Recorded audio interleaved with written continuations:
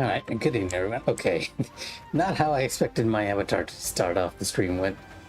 Let me make sure everything's okay. Like my mic volume, which seems a bit high because I can see it peaking a bit. Lower that a bit. There we go. Now it won't sound like I'm actually screaming into the void there. Too much, too much. I'll still get loud on occasion, so you sort of have to bear with me a bit. So let's scale down my avatar a bit. He seems a bit large, unlike usual. There we go. Put you to the side very suddenly. And welcome back to Wu Chang. I'm actually looking forward to continuing from where we left off. I'm really liking this game. Like, even at work, I'm thinking about how to play getting into the next session. Funny thing is, though, when I get home, I'm usually so exhausted, I end up actually sleeping in before I start streaming or actually playing. Had the whole evening and I'm only starting right now. Now, as you can see, we are trying a different HUD element right now. I feel like it makes the stream like look a bit better than usual, though the scaling might be a bit off, and I'm afraid that corner might actually be clipped a bit. Hopefully it isn't too weird.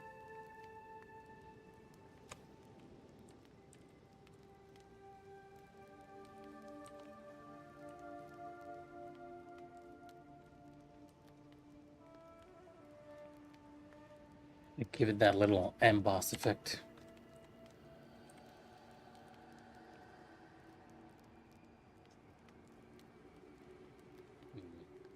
You know what? Let me adjust this real quick. This is actually all my fault. I've actually placed a reference image in the back to center the video frame, and that's not aligning properly. I don't want, and now it feels like there's a little like bevel on the inside, like you're looking inside something, which is not technically what I wanted. So what I'm gonna do here, like really quickly, is go over here, go into Affinity Designer, hide that white layer, and then quickly export it. I do believe just exporting it will automatically correct our screens over there.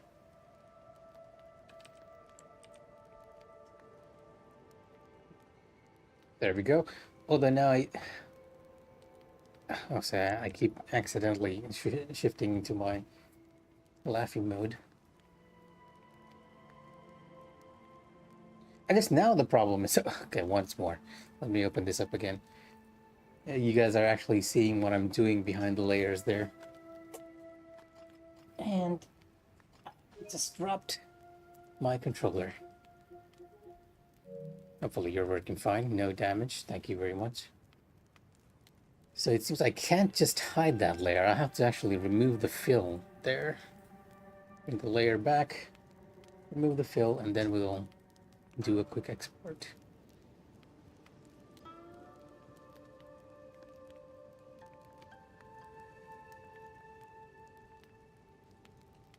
See how it looks now. Okay, better. There's still a bit of light there that I don't want, but we'll fix it afterwards. Like, this is things you learn as you mess with stuff, right? So come on, stop going into smiley mode. What's that happening? What am I accidentally pressing by going into that mode? Yes, as you can see, I'm once again testing how well this looks. We can scale this back up. Just... It's a shame I can't scale this from the center, because I want to do that, actually.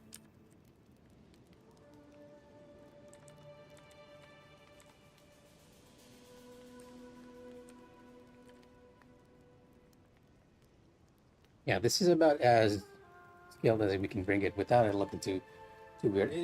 I guess the reason why this is happening is because of the 1920-1080 ratio, right? You can't actually scale it down without changing how it looks. Now, without changing the ratio so that all sides are equal. And that's kind of the problem here that we're noticing. So you know what? I'm going to try and see if I can scale it just very slightly down. It'll give us an extra border, but maybe a lot better. Like, no. Let's go back to how it was. Okay, things we need to iron out in the future. In the future. For now, we still need to sort of try and find Jarkid, who I have no idea where he is. We might be lucky in that he's at the rebel camp, and we can probably continue on from there. Oddly enough, I don't remember actually stopping here. I thought I stopped in the middle of the rebel camp, but for some reason we're back at the refugee camp instead.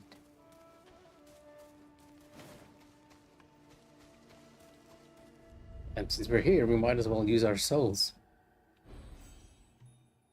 But what do we use it for? I'm not exactly sure. Now we want to get the strength nodes, right? What am I using? Am I using the axe? I am using the axe.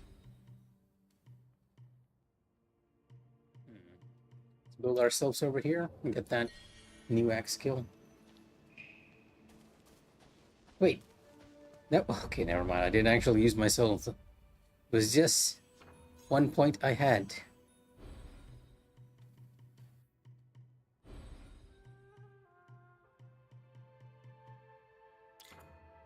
I'll unlock it for now, but we're not gonna use it just yet. Because again, I don't feel like it's worth using the skills unless you have the additional stuff, right?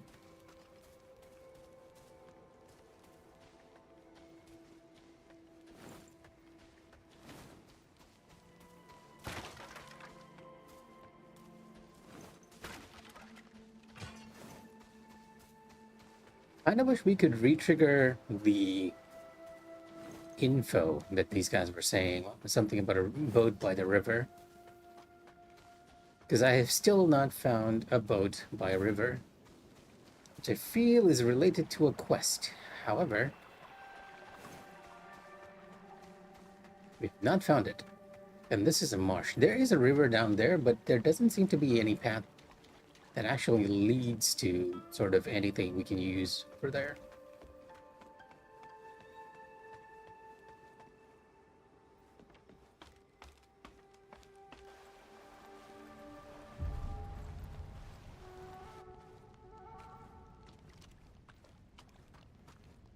But first things first, we gotta take care of a bunch of enemies around here, because they like to shoot cannons at us. Or maybe we don't need to do that, because yeah, I saved in the middle of the rebel camp. Even though it put me back in the refugee area, it seems okay. There's, I hear a cannonball. Even though, like I said, or maybe that was just a flaming arrow. Even though it kind of put us back here, all the enemies we killed are still dead, which is ideal. Except for the guy up there, who's gonna be giving us a hard time if we're not careful.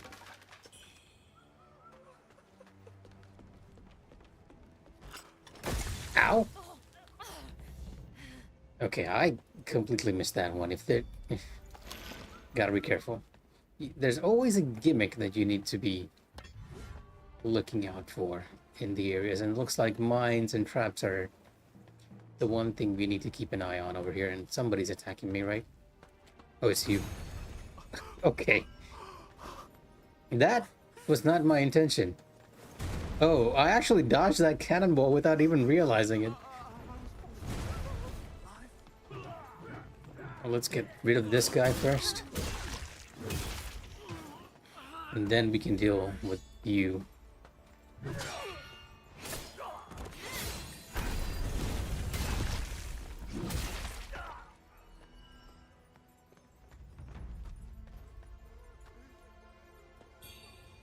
Brilliant red feather.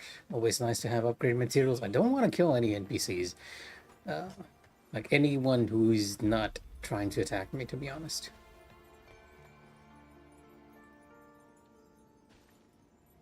There seems to be a boat there. We can actually make it over there, though. Kind of surprised that Yeah, the devs are kind of sneaky in a lot of ways, and I'm a bit surprised they didn't place like any traps or anything that could trigger on your way to quickly reach the cannon, because I felt like that would be like very opportune for the devs to try.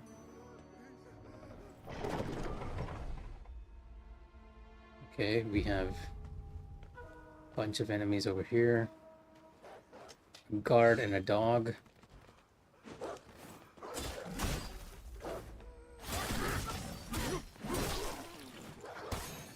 Almost killed me. See if you can get some distance and some healing. Is he gonna come out or just gonna stay inside there? Luckily, I have a lot of Raven pills. Yeah, that would... I am all for you trying to do that, but if you would only just come out so that I don't attract the attention of the other enemies.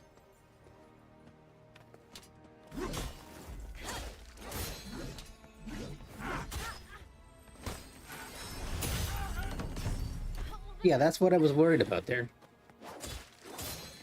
You're not the only enemy here, you know? There's some guy up there who's shooting lotus flowers at us.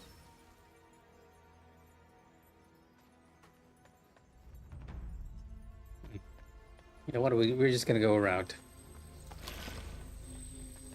Oh, it actually, that homing, okay. It actually followed us. We kind of need to deal with him first.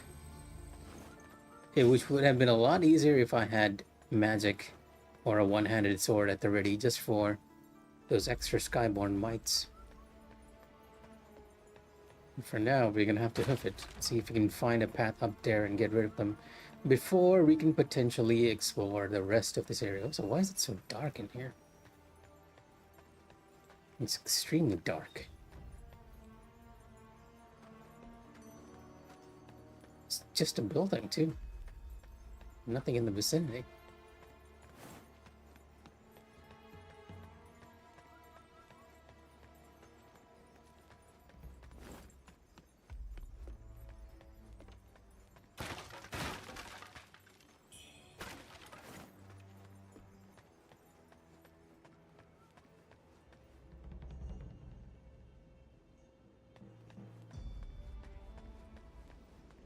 Thankfully, the aggro range of enemies is kind of low if they don't see me.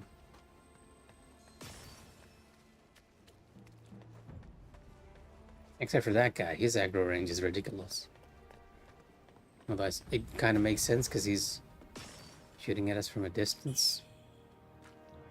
Crystallized red mercury. Oh, you two actually saw me. Okay, fine. Not fine. I actually need to deal with you first when you are range.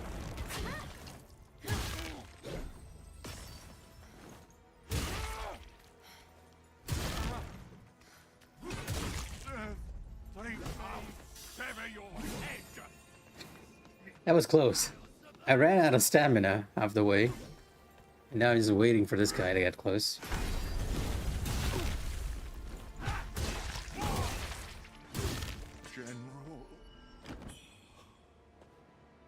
And pretty much just using all our healing items there. Our extra healing items. Gotta rely on the heals from killing enemies. I knew there was something else here. It was too tempting to not be there.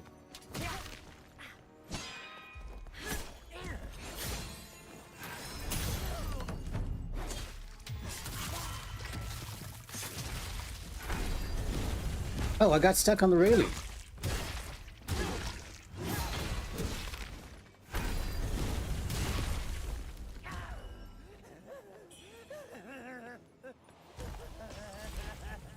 Okay, you're not being weird at all.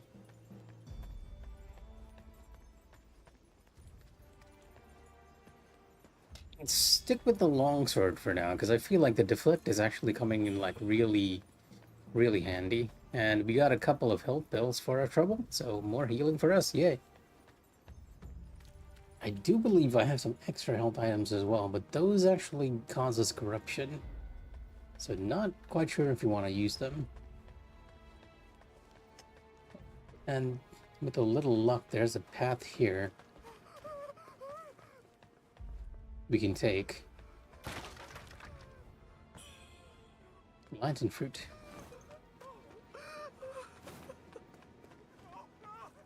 Okay, that also feels like something that's gonna be handy to have because we're using the axe quite a bit here. So I'm gonna proc this. Shift back to our healing potions.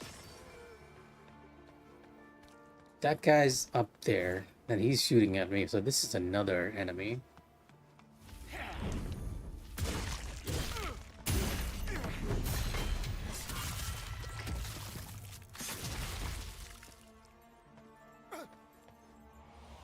And there seems to be the shortcut up there, but we kind of need to find a way up first.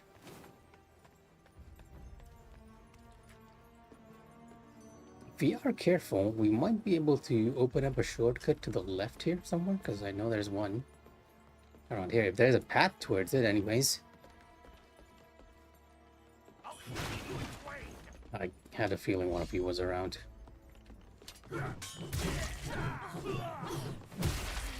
Oh, come on.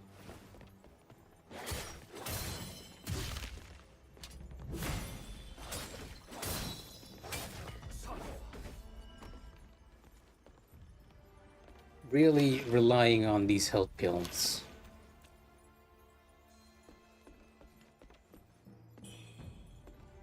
Mind lotus seed, okay.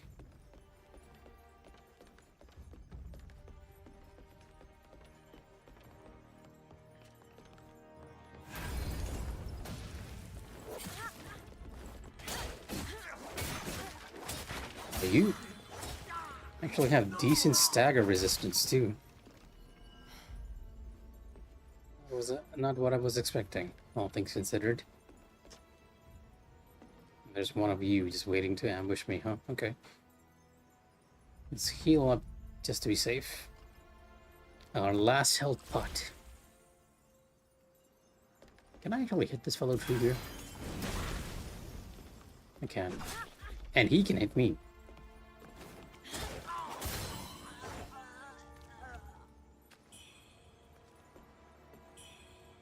I suppose the nice thing about this whole situation is that, technically speaking, we're fighting pretty much the same enemies we've been fighting from the very beginning, which makes things a bit easier. Even though I'm getting hit by them, we do have an idea of how strong they are. Purple Camilla. That's not a good sign. That's you. The game is kind of generous when it's like when it knows there's some sort of affliction or debuff in the area, they usually tend to give the healing items. So, place your bets on how we're gonna get corruption over here.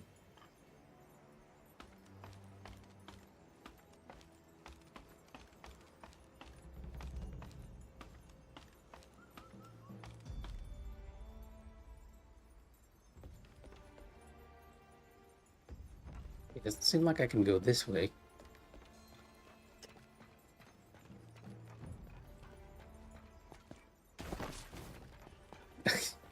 Where are you even appear from?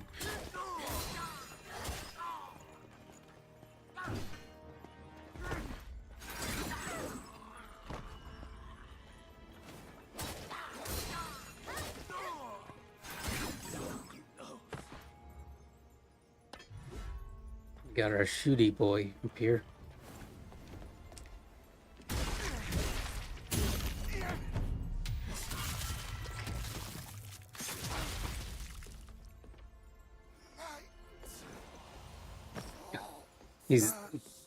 His flag thing actually scared me. I thought somebody else was attacking. Don't think we can access this shortcut from here, so we need to sort of get up on the roof.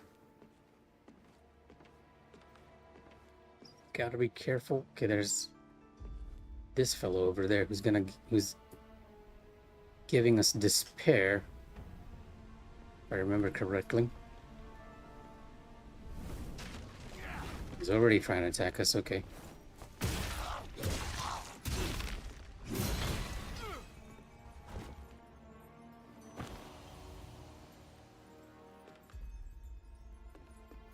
Yep, gotta be careful when an enemy tries to give you despair. Also, I've been meaning to do this for a while, but game options, button hints off, because like, I appreciate the fact that the HUD is actually lighting up each and every time to let me know that somebody's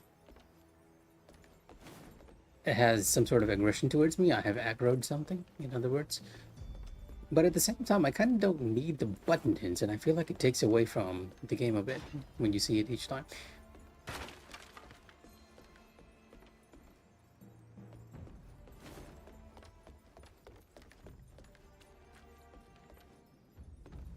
I kinda wish we had a shortcut, though.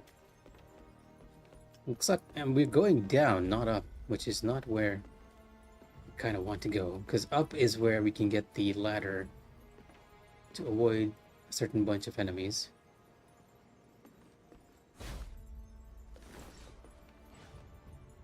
I hear something.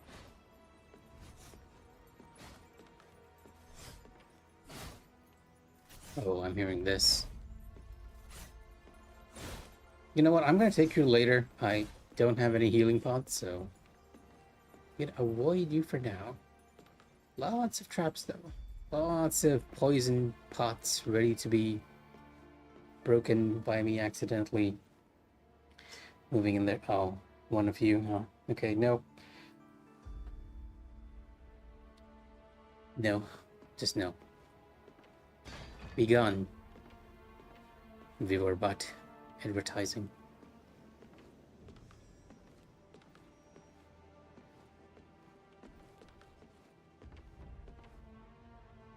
Okay, here we go. We actually opened up the shortcut, so even if I die, I can actually run in here and get what we need. Speaking of running, isn't that a shrine like up there?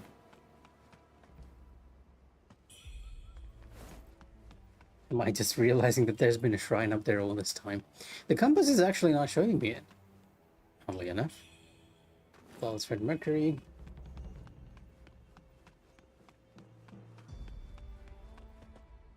No, it is showing me. It's like showing me like giant flashing red.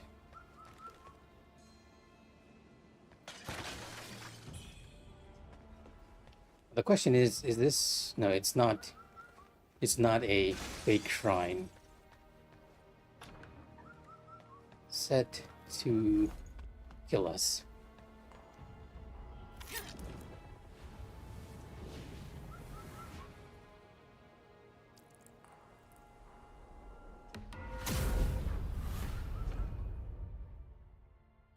Enter the dream, because we are all out of healing.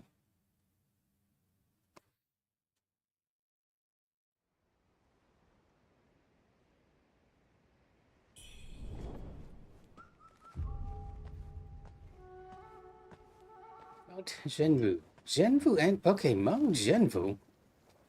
Not what I was expecting, to be honest. Alright, I figured you are still around. Spewing flames.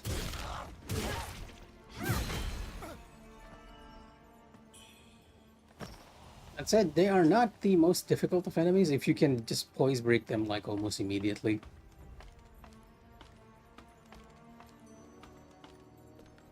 And with this, we can actually like be a bit risky and try and take all the items we did not attempted to take.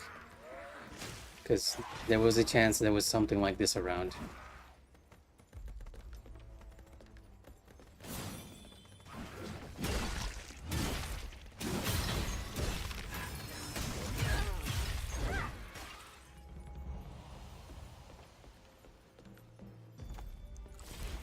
Lots of brilliant red feathers, but now we have this to deal with. Easy, right? Easy. Let's wait. Move. Wait. Move.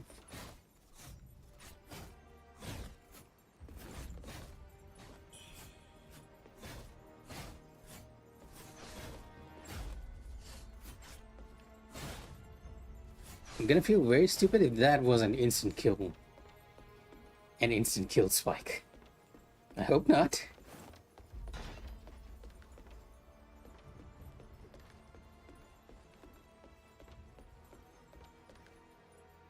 And hopefully we won't trigger the enemy on the bridge when trying to climb this.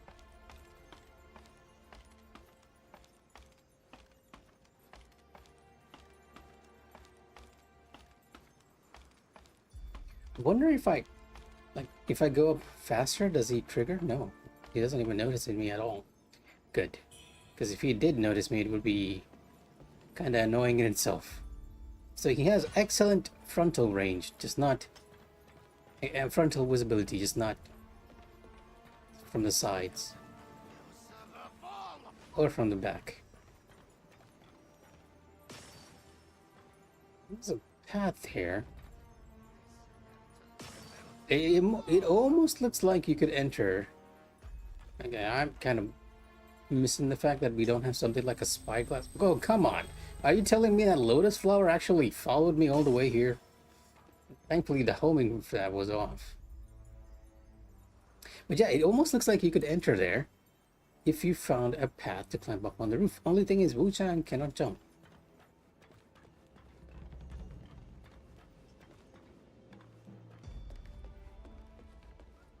And we have a nice big courtyard. There's an enemy with a flag over there as well. A couple of barriers. Oh, a bamboo shoot. I had a feeling. Bamboo shoots. Oh, come on. No. No. No. Even though you guys shot cannonballs at me, I kind of don't want to hit you. Scrap. Don't mess with the cannonballs. I feel like it's a bit fair game since they actually tried to kill me, but still. Topaz Lotus Seed.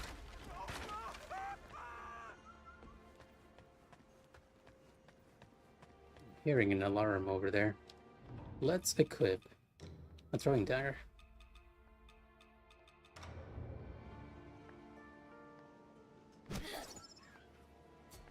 Too far, okay. I thought we could hit it for sure. There's someone praying to this, and I feel like if I try to do any weird stuff, he's gonna notice. There's an enemy over there too. Oh, is that an enemy or just cloud? I apologize for interrupting your ritual. I'm sure it's very engaging for you all.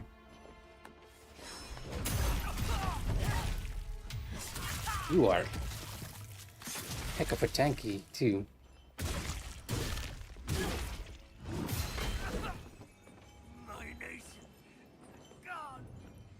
The heroic spirit of the sovereign shall return. The South General commands, bearers of the Lotus Lamps pray ceaselessly, day and night without respite.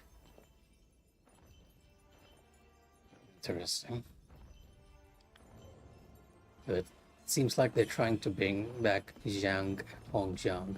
Zhang Hongjiang, or something like that was his name. I don't want to just rush in and take care of these two guys because they can be like really annoying. But I feel like if I don't clear out the surrounding areas, somebody's gonna shoot me with something.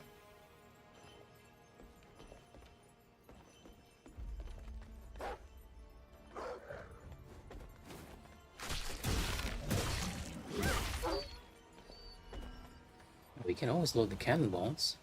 We have distance.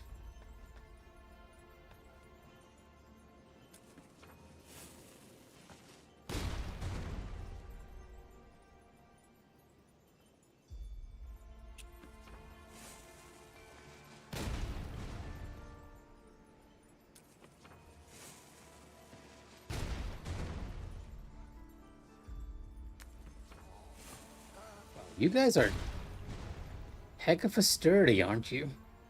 It took like 2 cannonballs to kill you. Any other human would have died immediately there.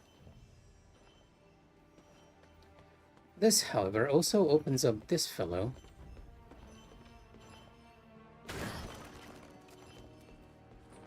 we might potentially be able to kill without anybody trying to sneak in any weird cannonball shots from some. I feel like somebody saw me. Oh no, it's just you. Thankful. Okay, it seems like the guy on the other side actually saw me, not this fellow. But thankfully, the skeleton warriors are like really, really, as you can imagine, weak to blunt, and we do have blunt activated here, so.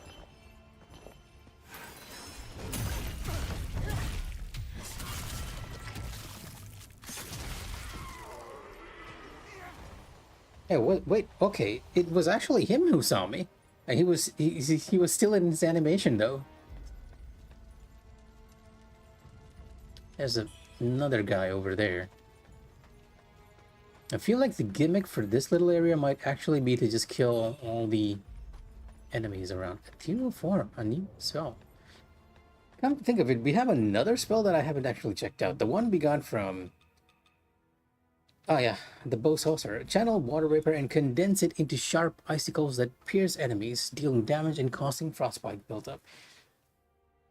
It needs a lot of Skyborn might though. Like, I love a good frost spell, but we kind of need to improve our magic.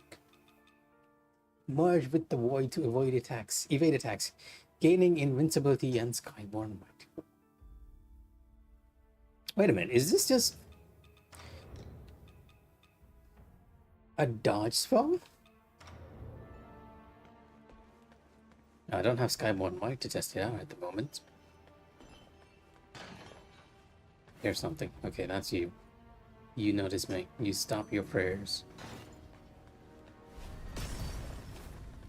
Let me just check whether there's anyone else around here who can give us a hard time.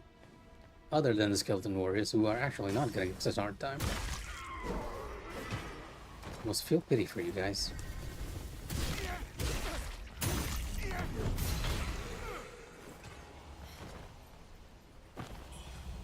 Lotus Roads.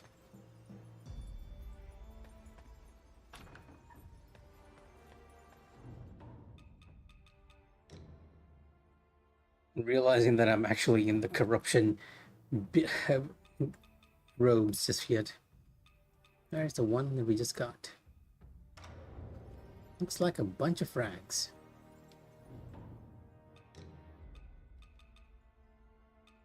You know what?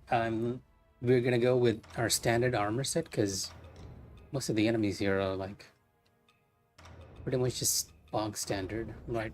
There's a mix of all, so don't need a specific type of armor to deal with them.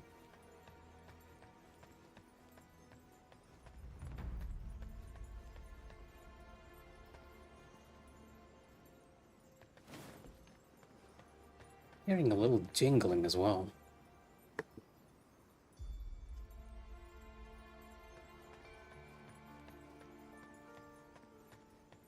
Oh, the jingling is actually like is my Skyward Might.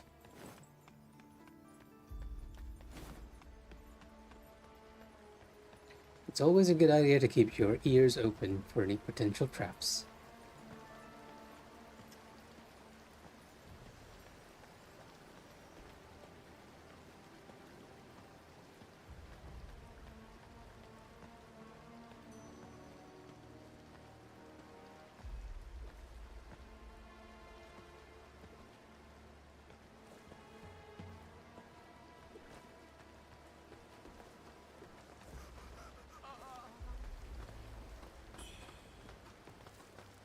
Fire Lotus Seeds.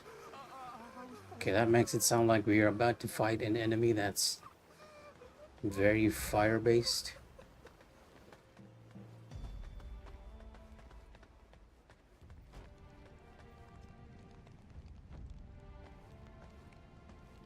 Kind of makes sense, considering that they're praying at a fire-ish altar of sorts.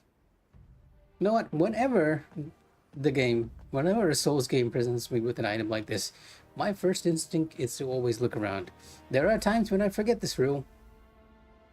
Oh, okay, there's the fire guy. Are you gonna give us some sort of spell or something? Flawless Red Mercury. Kinda don't want to lose my souls here though. And we can't approach that enemy unless we go into the courtyard itself. We have this fellow over here. Alright, come on.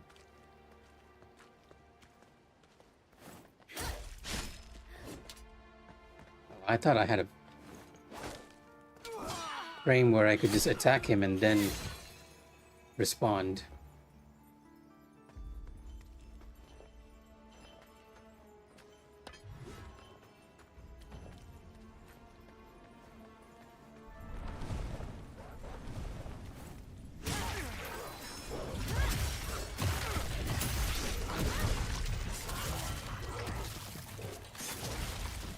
Using the charge of the axe to clash against all the enemies who were about to attack us.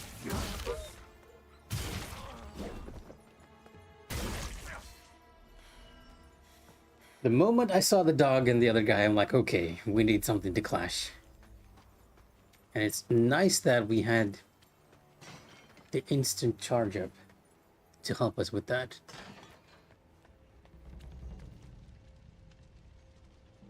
Still hearing like one person doing the little jingly bells. It might be that one fellow who was doing the fire dance at the back of the temple.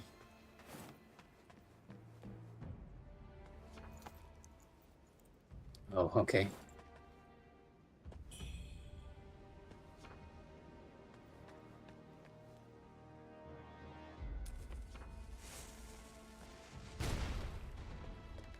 Not exactly sure what that was supposed to accomplish, but okay.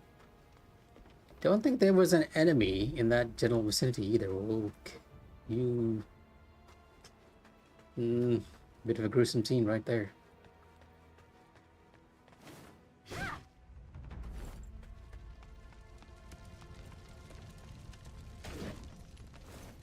Burning from being near that thing.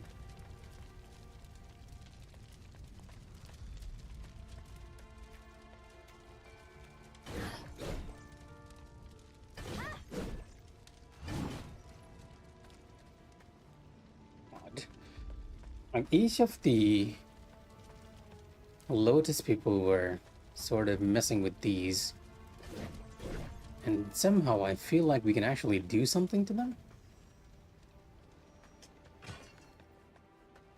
But just attacking doesn't seem to be working. Maybe firebombs. Time to try them out.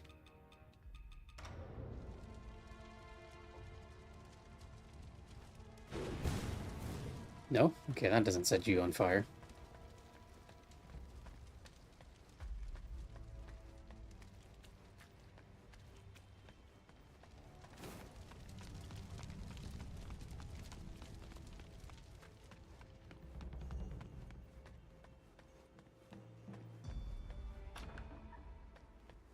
Okay, and here I thought that will lead us to a bit of a shortcut into the courtyard so that we could access the shrine a lot more easily.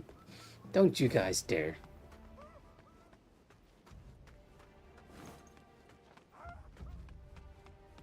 Gonna run back down, deposit my souls, and actually come back, because I have not learned how to deal with that fire enemy just yet.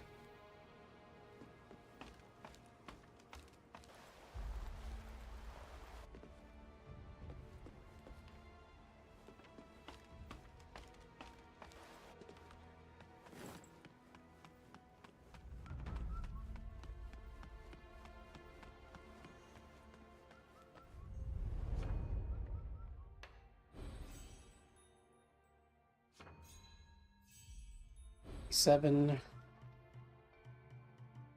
Still working our way towards this. Rampage exposes the vulnerability of humanoid enemies further, even sending them flying.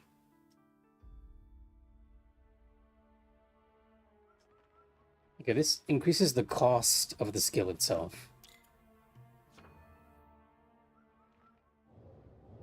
And discipline. Well, it's not like I use the block on the axe, so... Or Whirlwind, for that matter. You have it unlocked and I still have not used it.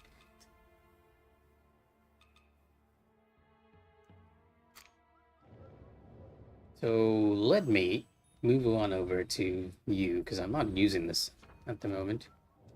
Reset you, get it for the next skill, and actually increase our strength here. I feel like we're sort of maxing out the axe tree quite a bit.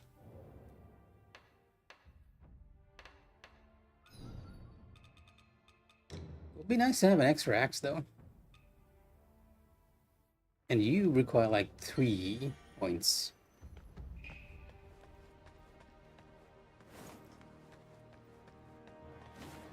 The more I sort of like think on the axe, the more I feel like it's built up in such a way that it's very much a berserker style. Like if you combine that with the leech needle, even if you are sustaining damage from enemy attacks, you can probably heal yourself quite a bit.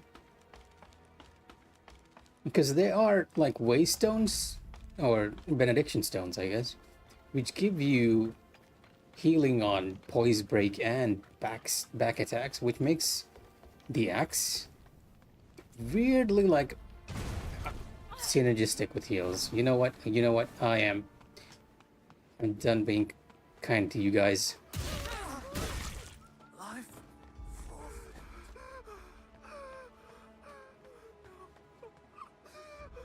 I gave you a chance, you squandered it.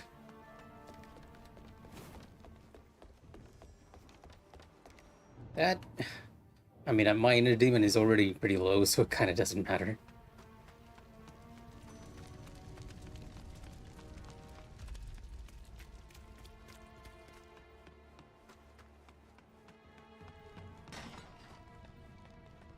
And the question is, how do we deal with the guy over here? Like, do I fight fire against fire? Let's consume our stamina pill first as well.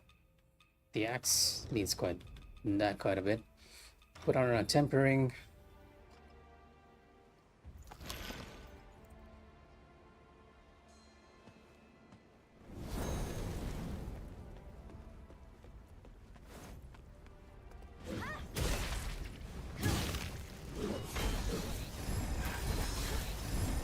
Oh, you are actually a cross mage.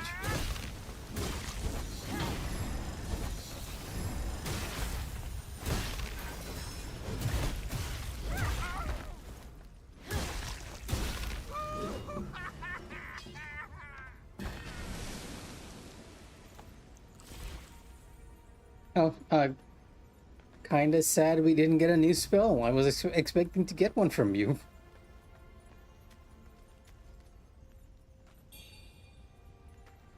Which actually means you're not a unique enemy to this area. You are probably a strong one, but not a unique one.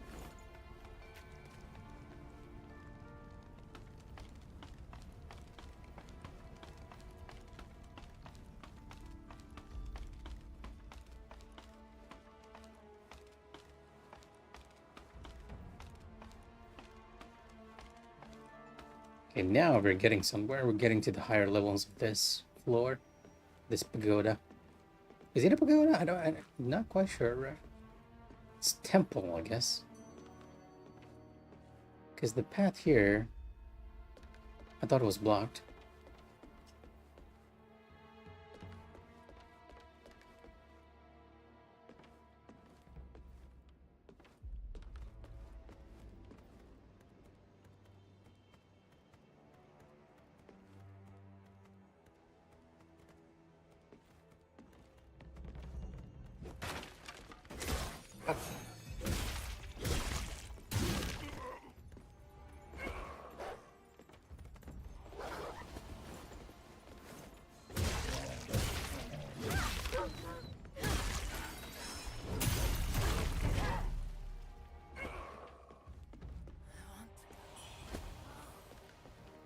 Steam Bunny Bun. I haven't seen one of those in ages.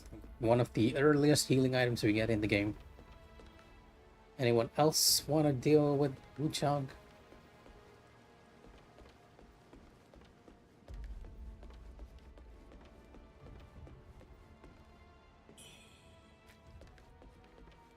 Okay, the game is giving me like a lot of elemental resist items, from corruption to fire to ice.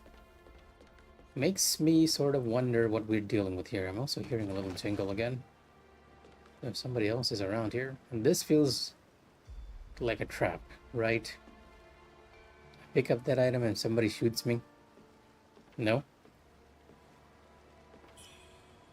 No. Okay.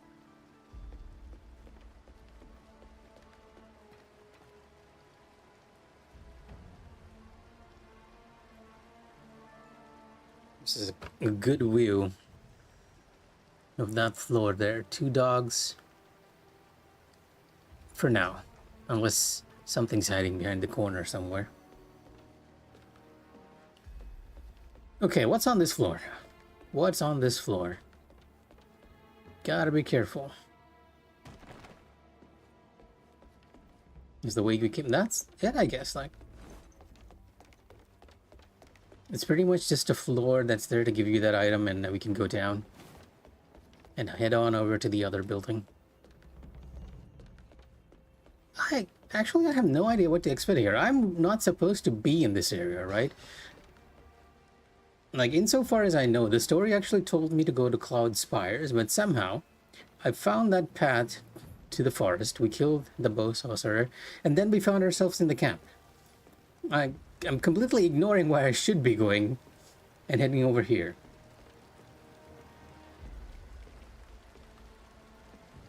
Oh, you are just here to give me a hard time, right? There's somebody...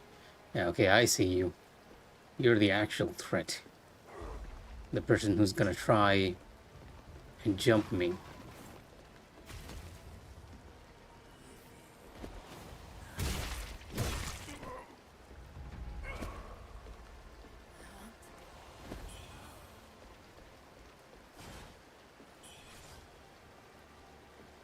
Yeah, what's that little shank? I heard something. Sounds like somebody's practicing combat somewhere. Oh no, it's just a spike trap, nothing to worry about. A concern for future, Mika. When we actually have to go through that.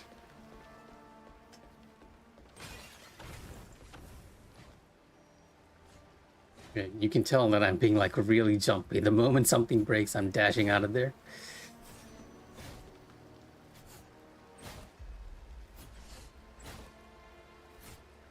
Not exactly the most difficult of patterns.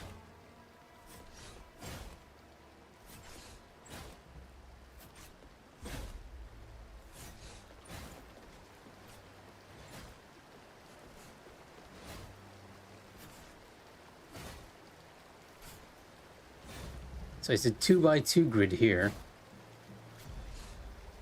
Except for the first one.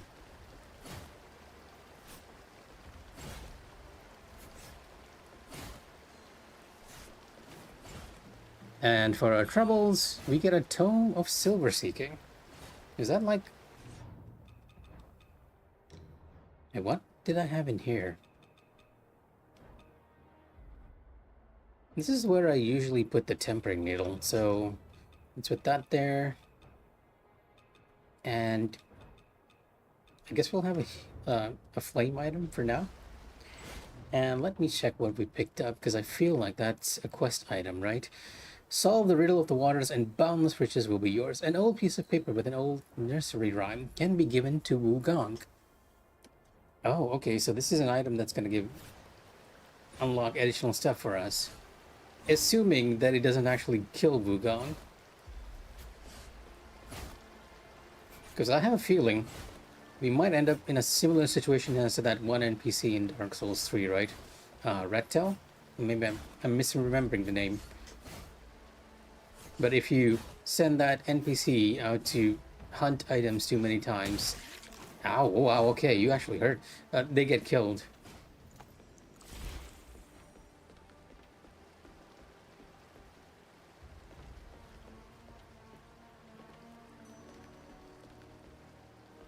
Something's here.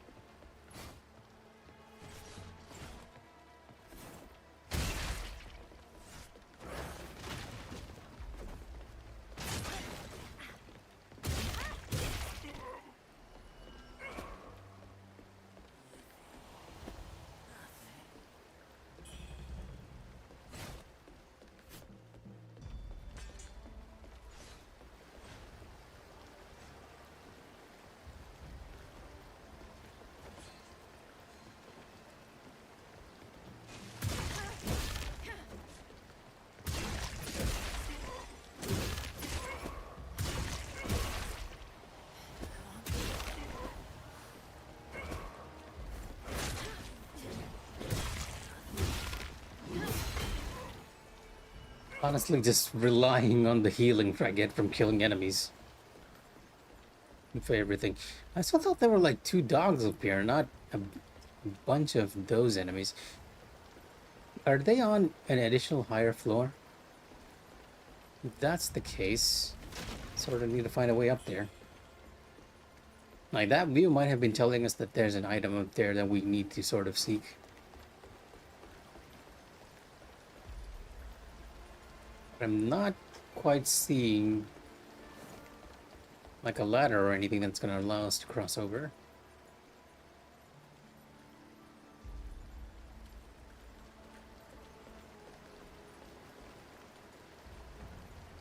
Can't tell if that's a path or something else.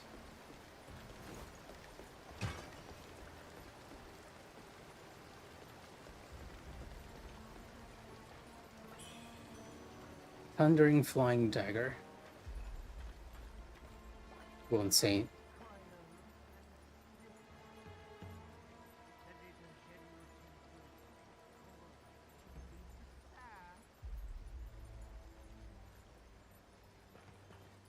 You know what? I might actually backtrack from this point because I feel like I'm sort of sequence breaking a bit.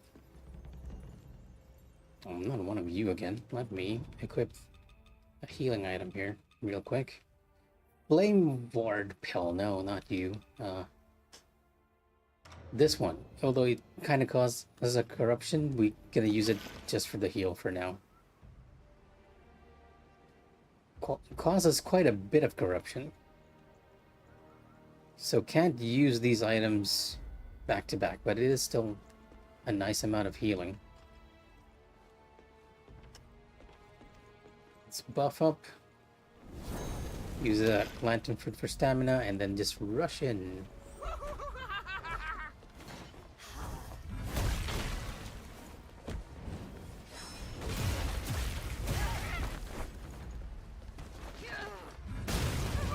What the? Oh, there was... Okay, I see. I didn't even notice that one. I am... Okay. I was completely confused at that moment. I didn't realize there was a fire pot there that could explode.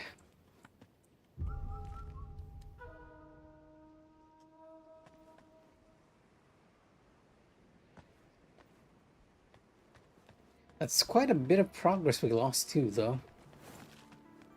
Nothing we can't recover from, but still.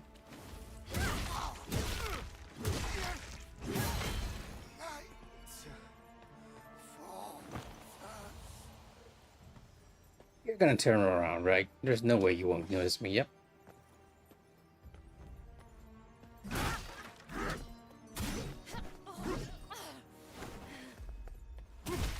Okay, the kick.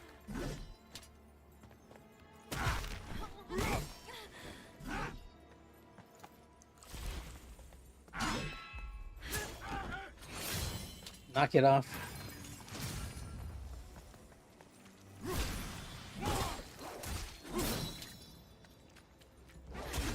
General. Just trading blows with the enemies right now.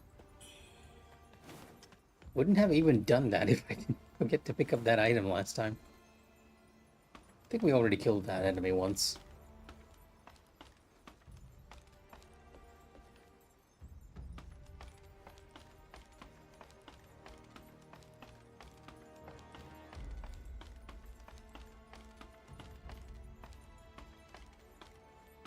Yeah, next time we visit the shrine or die, I guess I should check whether we have enough points for actually healing ourselves. No, I'm not healing.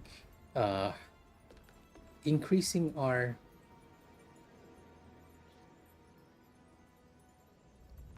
weapon. This Shinon is a new Souls-like called Wu Chang. I'm surprised you didn't hear this about this one.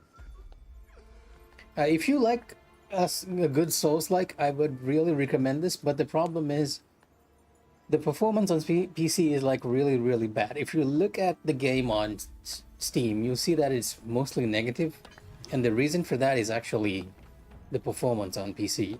even though it works like considerably better on console.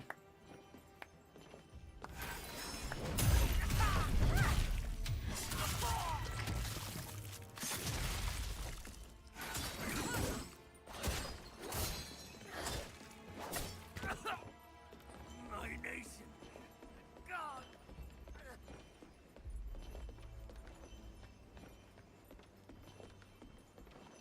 Yeah, it's like really negative.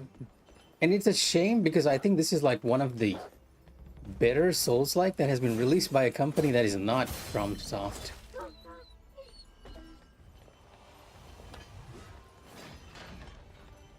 I know there's an enemy around here somewhere.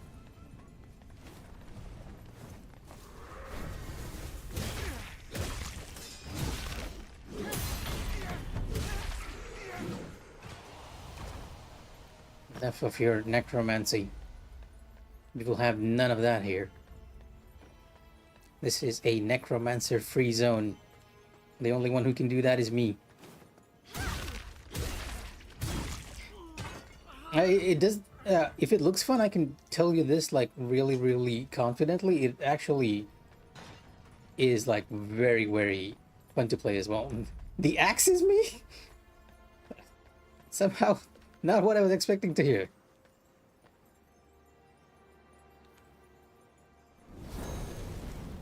Yeah, okay, now that makes more sense. Very not you. That makes more sense. The thing is, the axe is like really good though, right? Especially when dealing with like these enemies.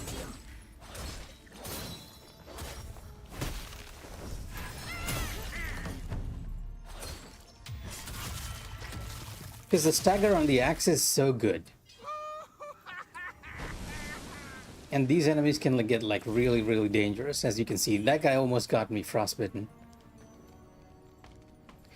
Oh, and don't worry, you can. One of the nicest things about this game is that you can, unlike other Souls games, you can entirely reset your build and change to other weapons at any time, which is why I'm experimenting with the axe.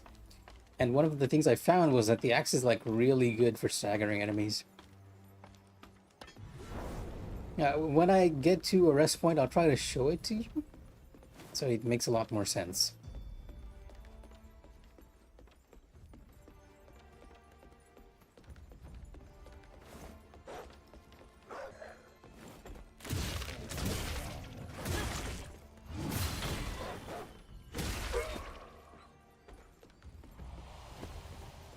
It's also a bit on the easy side as a Souls-like, to be honest.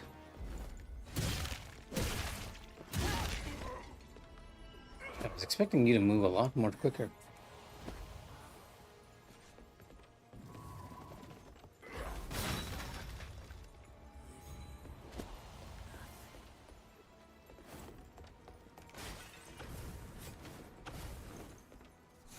Okay, this is not the way. We need to go up.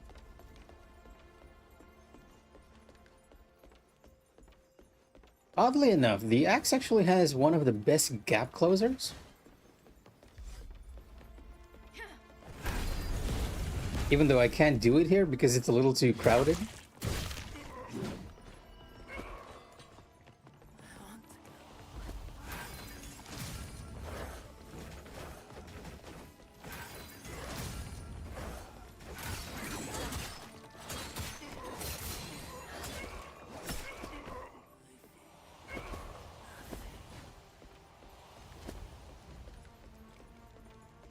Okay, this is the guy that actually killed me. I accidentally set myself on fire while trying to deal with him. So let's see if he did not repeat that mistake. I do have some magic chargers which we can use, but he's gonna disappear the moment I try to rush him, so...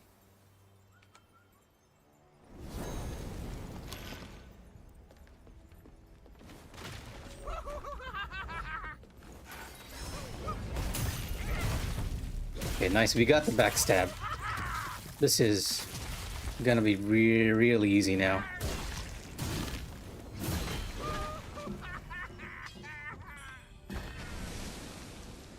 You see now why I use it? It's so easy to deal with enemies like those if they get a chance. Like if you are on a light weapon like the one-handed sword or the dual blades or even heck the long sword, which I have equipped as a second weapon here. If you give them the chance, they will start flinging spells all over the place. And last time I actually died because they usually have some sort of trap setup, right? This here pot is actually a trap, so if they hit one of these, it causes a huge explosion and it kills you. Okay, we got an extra heal, so it was worth actually checking. Your elixirs sell like wildfire. If only you could produce more to sate the ever-growing demand. I wonder if the temple might increase its monthly yield. The madam grows impatient. The red mercury shall arrive in due time. Li Wansen. So in case you're curious about the story of the game, this character, Bai Wuchang here, is... we are currently in the late stages of the Ming Dynasty, the Chinese Ming... Chinese dynasty, right? And the story happens during the fall of the Ming Dynasty. So this character is actually trying to bring her dead sister back to life. And that happens because there's some sort of mystical thing that's making everyone turn into half bird creatures. And you kind of see that with her as well, like the feathering in there. Now, there is no character creation. Like, you are controlling this character, like, but there is a lot of customization in how you can, well, change, right? I have the default equipment, but if you want, from the very start, you have, like, you can glamour, like, any piece on top of her.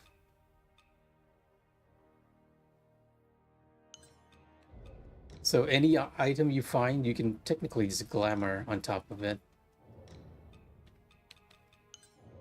I go for the traditional head style, and you know what? They put in a bit of a yes. That's exactly. And the funny thing is, right? The developers knew that some people would be actually staring at her, right? So what they did is, if you wait too long, like looking at Wuchang from the front, she'll look into the camera. It's the same thing that 2B does when you try to upskirt her, right? Just in a different form. So she'll follow you around a bit because, like, she's letting you know, okay, I know you're watching. And one of the reasons why the game sort of got critically panned, I think Polygon had this as well. Like, they were calling out the game for the costumes. All right, I'm gonna remove the glamour on this.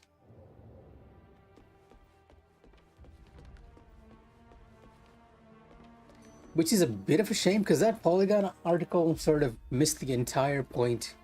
Like, it missed the fact that this game is, like, very, very mechanically sound. Even the bosses, whenever they hit me, I'm like, okay, I completely deserve that. There are some very nonsensical boss moves. Like, there's one water attack that will do a U-turn because its homing is so good. And so stuff like that there is still there, but in general, the game is, like, very mechanically sound. No, I don't think I have, because this is the first time I'm actually hearing it.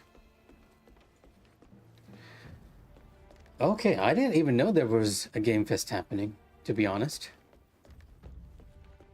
I'm a bit behind on real world stuff.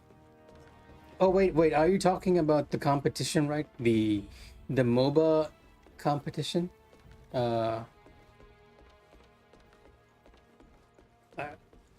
I'm actually blanking on the name. It's like there's a MOBA, PUBG, and Tekken, I think. Not Tekken, FIFA, right? FIFA.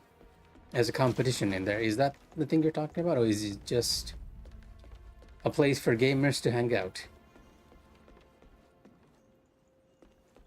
Okay, so maybe not what I'm expecting.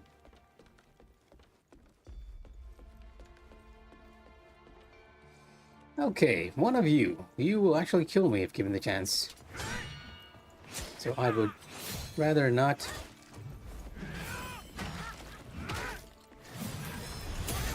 Give you the chance.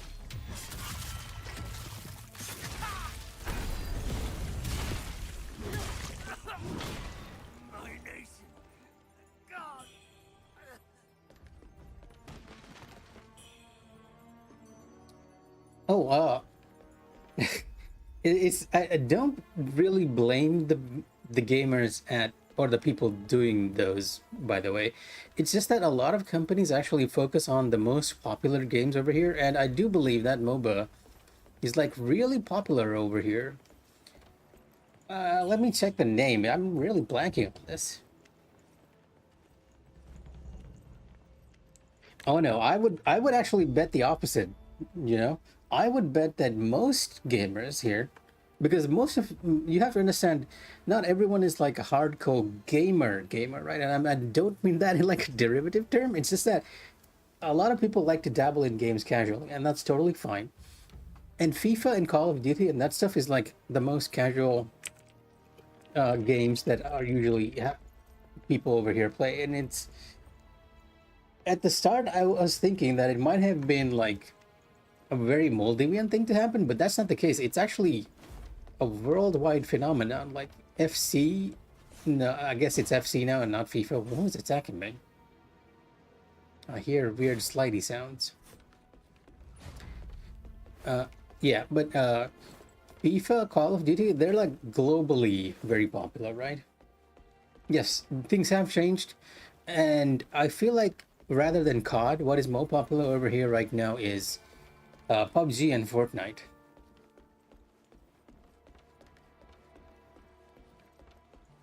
Yeah, okay, here's the game that I was talking about. The mobile game that I was talking about is actually Mobile Legends Bang Bang. That's the tournament I was talking about. All right, what's behind? Okay, this is a shortcut here, actually.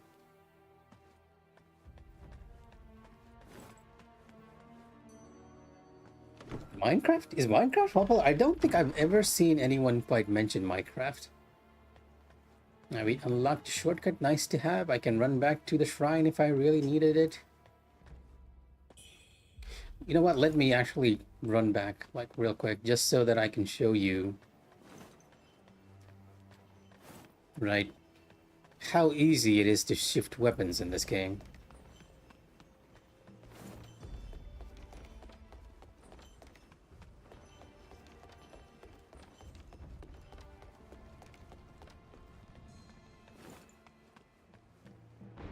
Well, I knew that was gonna happen.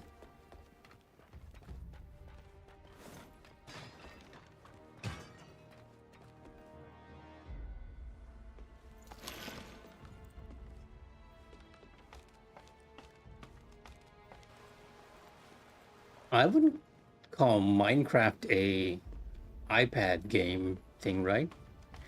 You really have to consider the accessibility of things, right?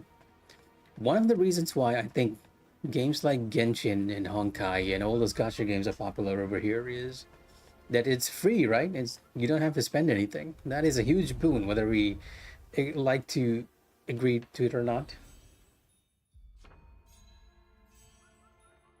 Okay, as you can see here, unlike traditional Souls games, where you put in like points into stats, your points in this game are determined by a skill tree.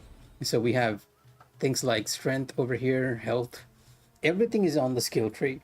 And there are weapons, even weapon upgrades are on the skill tree, like the plus ones for everything. And you can reset these at any time. Like right now, I have the longsword. Okay, let's get rid of it.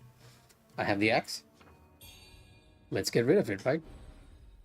You can spec into anything you want. I haven't tried the dual blades yet, so let's try this instead. Which skill do I want to go for?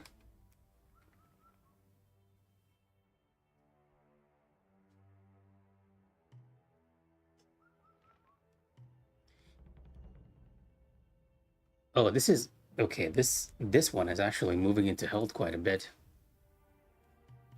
Oh.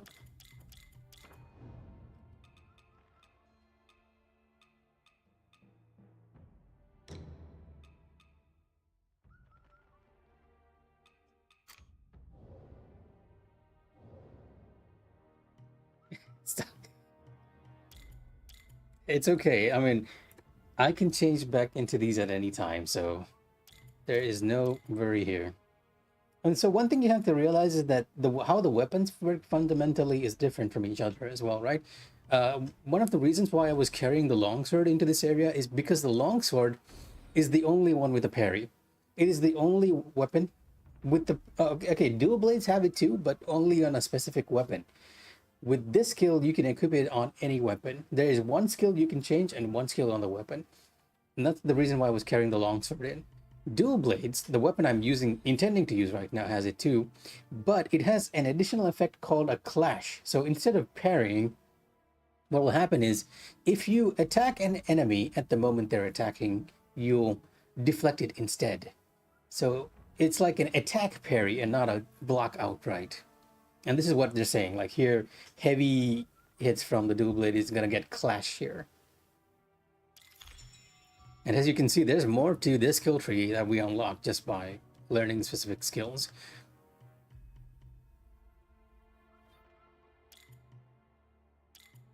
Let's go over here. Oh, sorry, I kind of don't want to go here. What I want to do is see what these are. Okay, yeah, see, this will give my entire, like, the last hits of my dual blade will gain clash, so I can actually keep attacking even though other enemies are attacking. So if you want a weapon that's aggressive, this is the one that you want to go for. Nope. And I'm gonna upgrade my weapon here. You don't need you need items for this, like similar to other Souls games. You need like materials, but again, it's done through the skill tree, and you can reset it at any time. Like you saw me spec into longsword and X just a moment ago, but I removed even those upgrades and placed it back here. So let's go dual blade, and how about spear? Right, spear. I've tried spear a bit. I do like it. There's actually a very busted spear in here called the Steam Chain.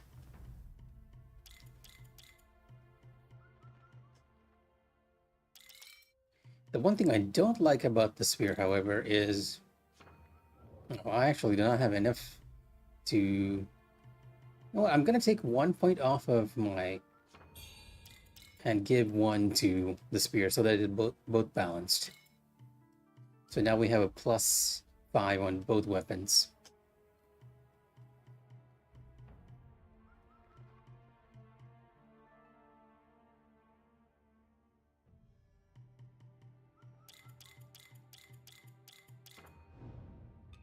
Yeah, this is my favorite spear so far because it has a skill that actually binds the enemy to the spot. It kind of makes the game a bit weird because the enemies will sometimes be attacking and they'll continue attacking and moving forward, but they'll be bound in that one direction.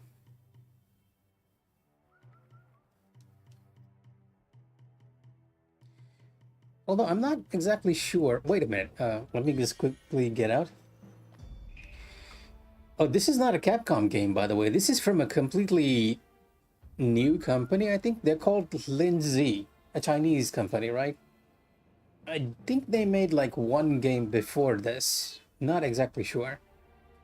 And no, no, maybe not. This is just their first game. It's not the RE engine. It's the UE5 engine, and well, you know UE5. You can actually botch optimization just to make things look good. That's always been a problem with the UE5 engine. Let me take a look at what you scale with. You scale with agility and strength. Okay, that's perfect actually, because the spear scales with agility and strength as well. So you two complement each other quite well. Gonna redistribute the rest of my points. Most of what you're seeing here is like the weapons, right? This is for the dual blades, this is for the axe, this is for one-handed sword. One-handed sword is actually your spellcaster one. This tree gives you a lot of magic. And it allows you to actually regenerate magic, unlike any other weapon. That's the unique part of the one-handed one. Spear, longsword. This tree is your health pots and everything. I think we can get an extra health pot here, so I'm gonna get that one.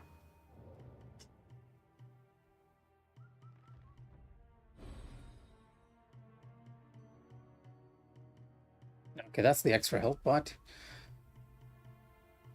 let's also get an additional needle here. Frostbite?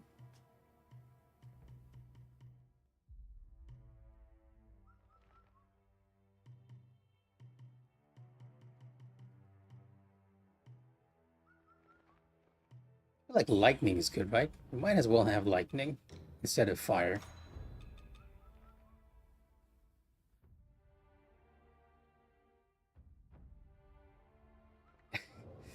Okay, the dual sword runs, okay. Fair enough, fair enough.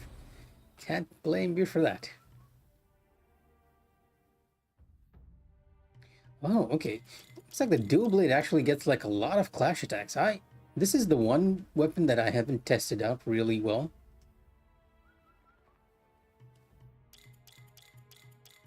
And I feel like I might actually like it quite a bit because it has a parry as well.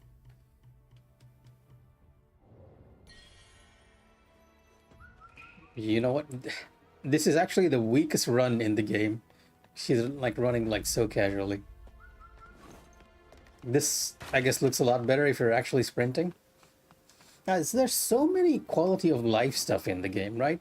Yeah, if you have a quest in an area, it lets you know. If you go to the teleport menu, okay, you have a quest in the refugee camp. Just head over there.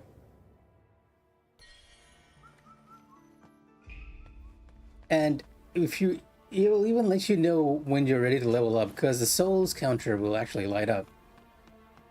Santorio.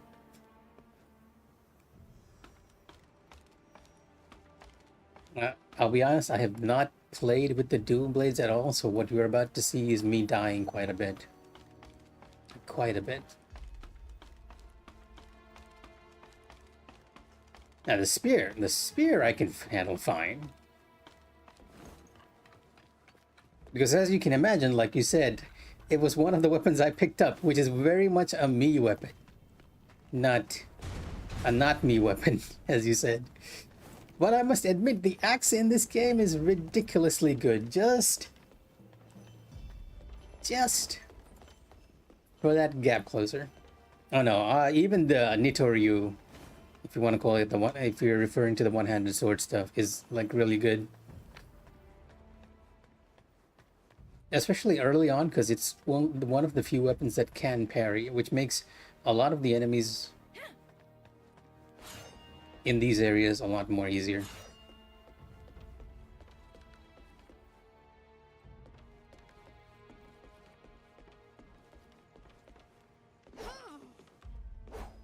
Okay, is that the parry?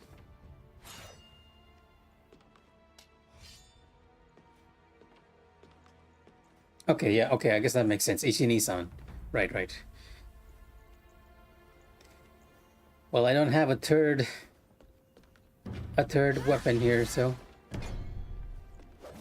and she does the little Gilgamesh drum smash when we do the skill.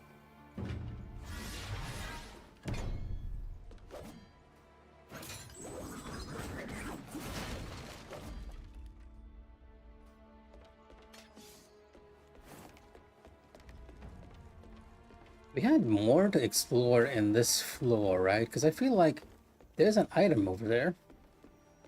I'm not exactly sure how we can reach it though. Can I bust through here? No. Okay, never mind. We need to find... There is a path over there.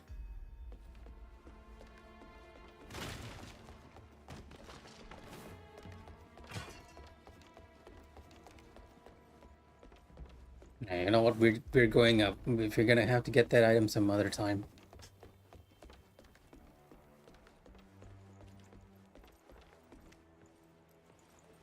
Hearing something though.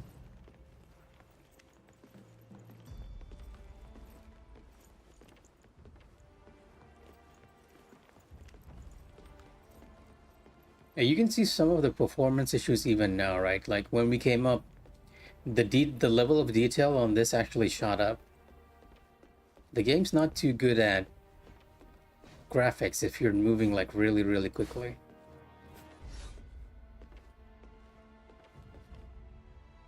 Now, where am I hearing this from? Is it on the roof?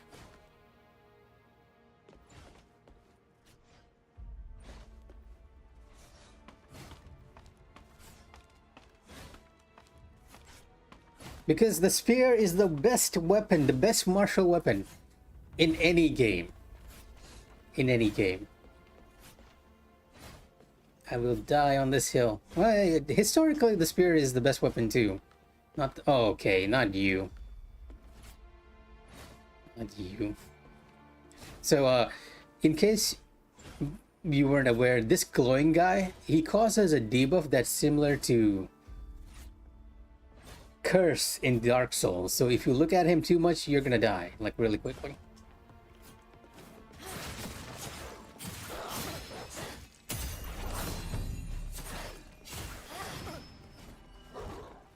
You can already see it building up.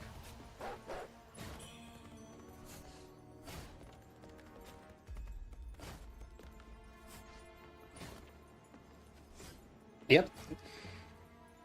Because it was easy to learn and it had more reach, which made it easier for... I'm getting attacked by someone, that's why the HUD is appearing. Like someone's locked onto me.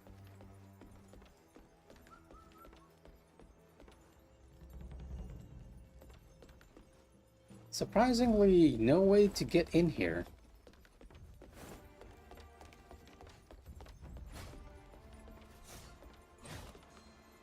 There's an item over here, which we can't quite get. And I'm hearing this actually, the spikes. Like next to, I think next to the gun, the spears were what really pushed forward wars, right? Because it allowed even the most basic soldiers to sort of easily trade in something. Is this a shortcut? I don't like weird purple lanterns. They're usually dangerous. And there's fire falling from above, which is also dangerous.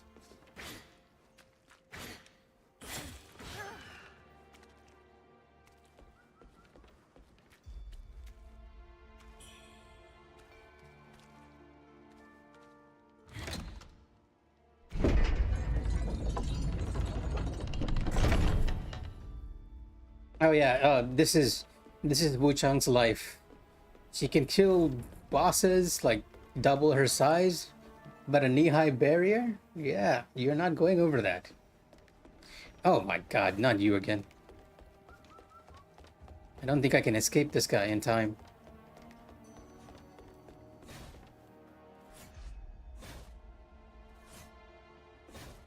You know what? I need to change to some despair blocking equipment. Because if that light is gonna kill me, it's gonna just... Oh, and he doesn't even need to be looking at me for it to be ticking up. You know what? Let me change my equipment. I'm gonna build up the one with the highest despair resistance. It's probably gonna make us look like really either creepy or like really sexy or really weird. One or the other. You have a 26. I think you...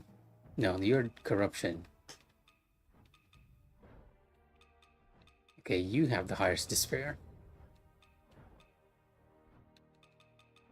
31 base. Surprisingly, the armor you start off with is like a really good all-rounder set. Shall I give you despair? For me, it's not despair with Sephiroth. It's like despair. Yes, exactly. Despair. 47. 6, 14.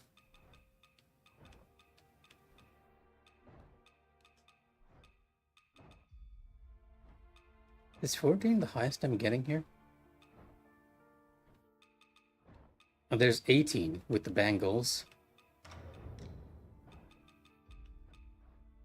24. 23. 43.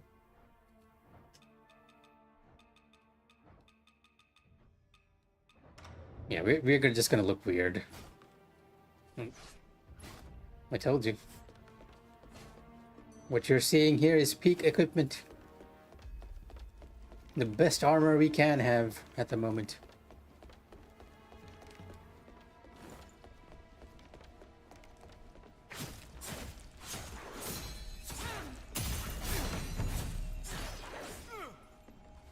Oh, and that armor might have actually saved us. It's barely full. Hey, Calyx, welcome to the stream.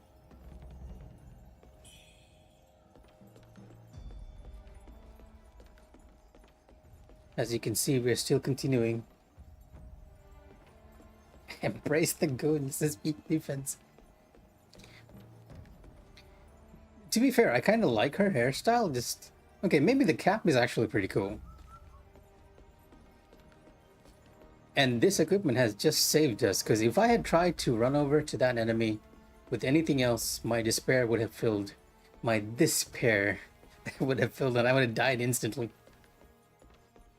Because that is pretty much this game's curse. Where are we going anyway? Oh, don't tell me you can actually drop down to get that item here.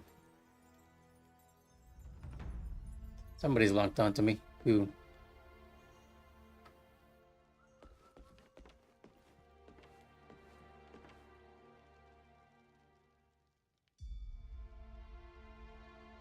Oh, quite a bit.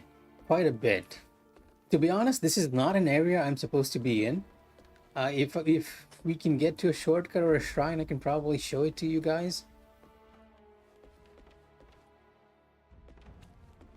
Okay, somebody's around here.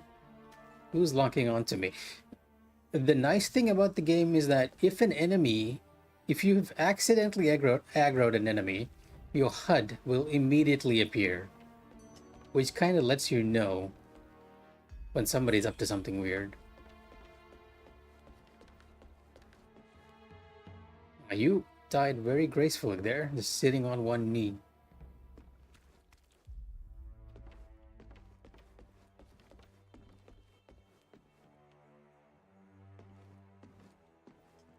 That does seem to be the case. What? There is definitely a pot enemy in there, right? I refuse to believe there isn't. And usually a pot enemy means that they're upgrade materials. So far, yes. Though, to be honest, we're sort of mixing both, because we've actually met enemies who have turned to like fully avian and have managed to maintain their sanity as well. So they're not completely losing it like some of the other enemies are.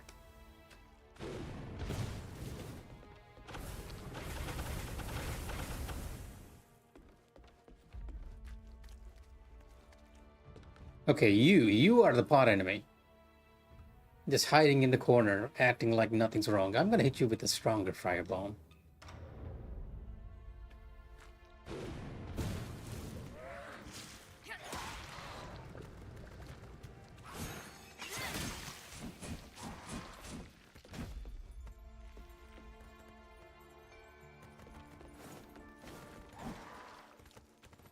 These guys are a lot easier to deal with if you just use magic, so I'm gonna rely on good old fire here to burn them. We do have a lot of health though.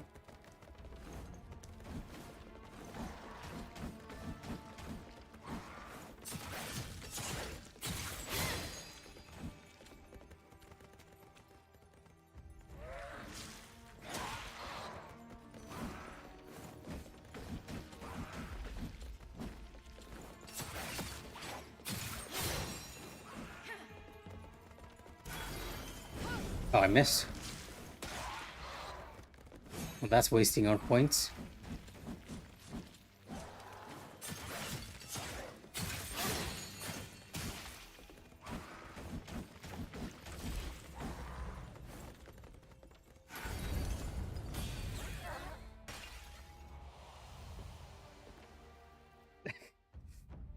How rude. I mean, the hair is actually not hair. You're right. We're actually, the hair is connected to that skull. We're basically taking the skull of a boss we defeated and using it as a hat.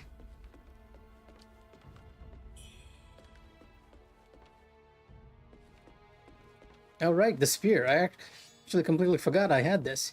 But to be honest, that enemy is a lot easier when you use magic. It's very resistant to physical attacks.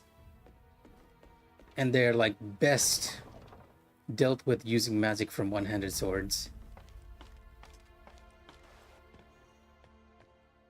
Okay. Who's locked on to me here? You. Okay, you are actually a strong enemy too. Might need to use this. Ow! Okay. Oh, what? No way. If we had gotten out, that might have actually been a shortcut too. I just got stun locked to death because I mistimed my recovery.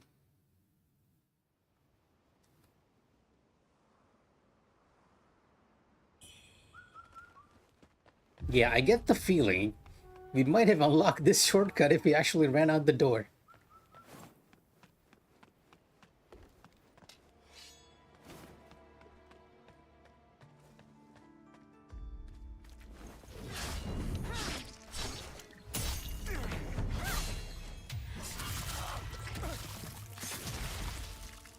Okay, yeah, so as I was trying to tell you guys,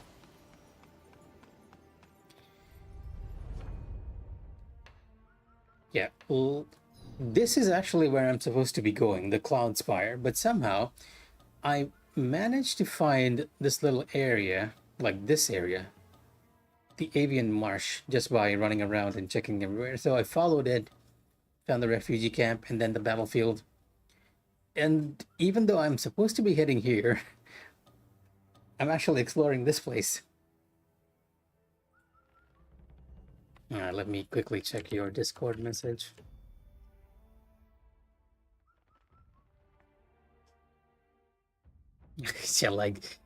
I shall give Smash the spear.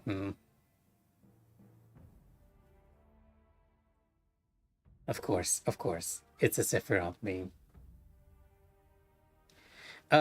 That was not a spear thing, by the way. Those enemies are actually very weak to stagger. Their whole gimmick is that they'll actually stay at a distance and shoot stuff at you. Like, you see that guy up there? He's gonna shoot, like, large lotus flowers at us. That's their whole gimmick. So, in order to counterbalance that, if you can actually reach them, you can pretty much break their poise with any weapon. The spear is not good for stagger. I think stagger still goes to axe. What the spear is good for, the main mechanic behind the spear, and I haven't seen this on any other weapon, is that if you stab someone, you get like little stacks near your health bar, right? And then when you use an ability, you'll immediately get those stacks are converted into magic.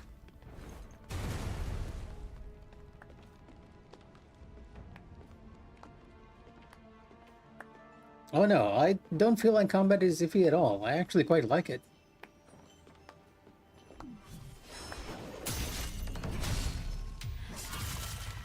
So you can see I have like 2 stacks right there.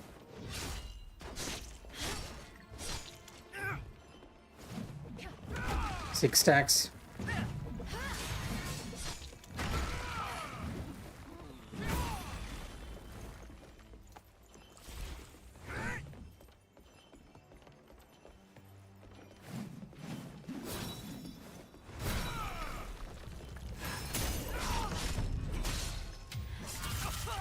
And just from using an ability, you can see that I've gotten 4 stacks of magic from just that one attack. That's the main gimmick behind this spear, is that the more spear stacks you have, the more you can convert it into magic.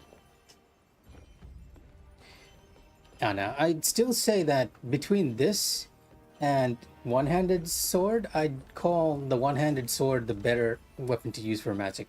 There are even stat nodes on the one-handed sword that gives you magic, so no, this is just a very good one to get those stacks.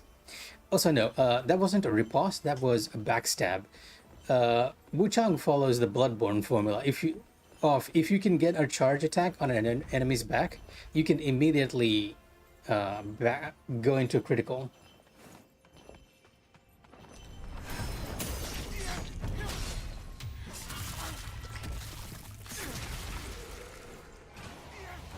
So that sort of gives you this incentive of like, hey, try to get a backstab. It's actually worth it.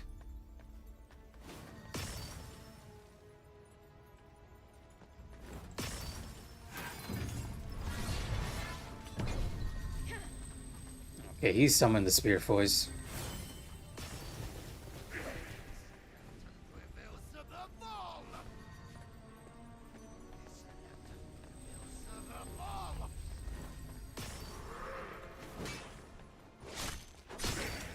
And as you can see, they can be a bit of a nuisance. Ow. Let's just get up here so that he can't attack us. Should have probably just ignored these guys and just gone to the other one.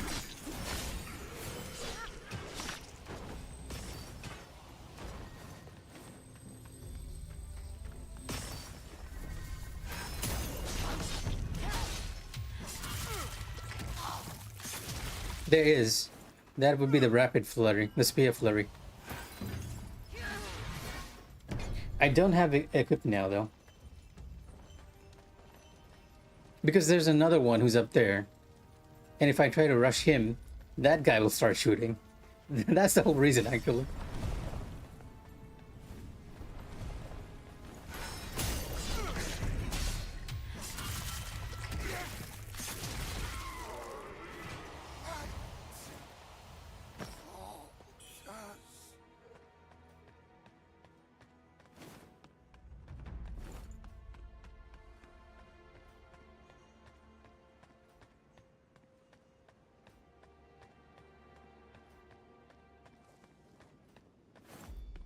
What is it, Agni? Why are you giving me the bra moment? Okay, this guy. I'm actually not sure whether I can take him with the spear, to be honest. Well, we'll try switching between both weapons.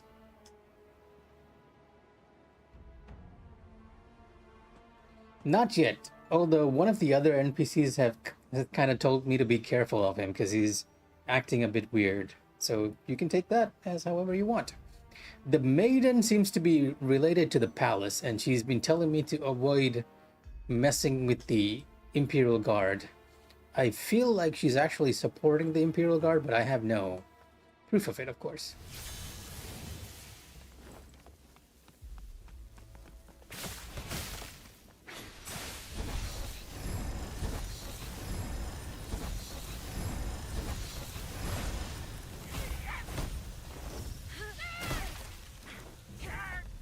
Yeah, see, this is the reason why I took the axe, by the way.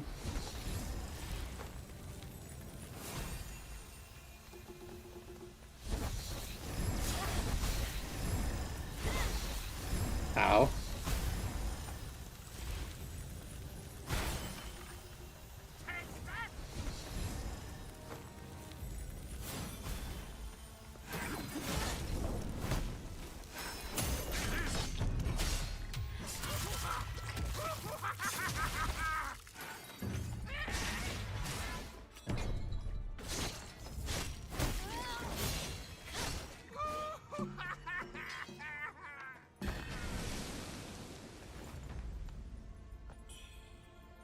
The whole reason I had the axe for this area was because we had to deal with those enemies. So far, no. Like, there aren't any... I haven't even seen any enemies use a shield just yet. I guess the defensive weapon would technically be the longsword, because the longsword has the parry, but the axe also has the block. Only thing is the block actually reduces damage, but it doesn't block it fully, so that's your defensive weapon.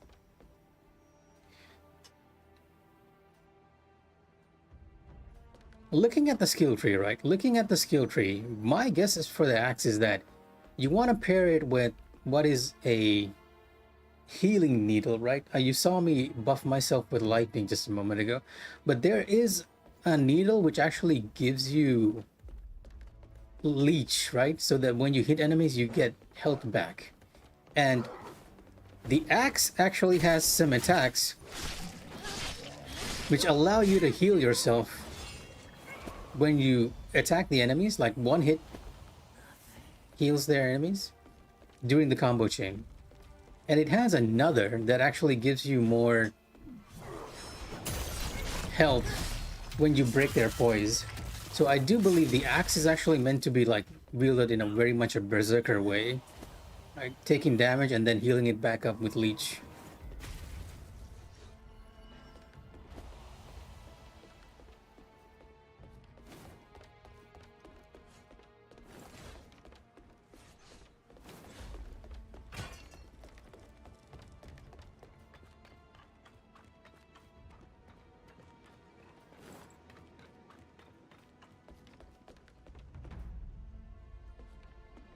Maybe, right? Oh, so far, not.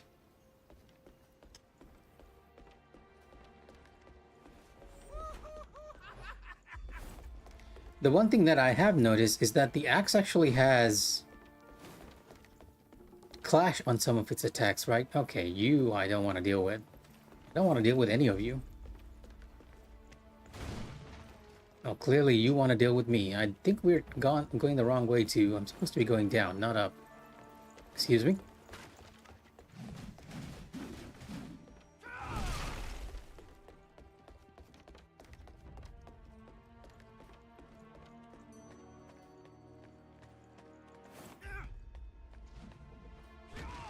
Oh wait, I forgot I opened that shortcut. The down was actually the shortcut. We'd have actually avoided that entire set of enemies and just come up here. I guess I do have to deal with you. It's unfortunate.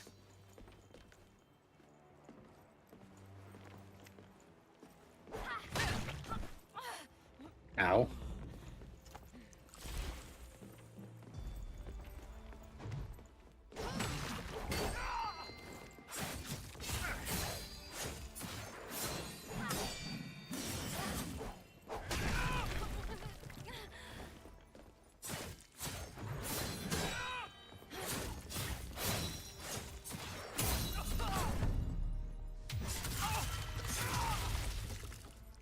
And as you can see, the dual blades has healing as well. Because each time I parry him, I get a heal ability. So you can play the dual blades like a berserker as well, if you are so inclined. A good way to save up on your potions, though I feel like we kind of used too much dealing with that one avian enemy. And there's the despair fellow over here, who's gonna slowly come down the hallway.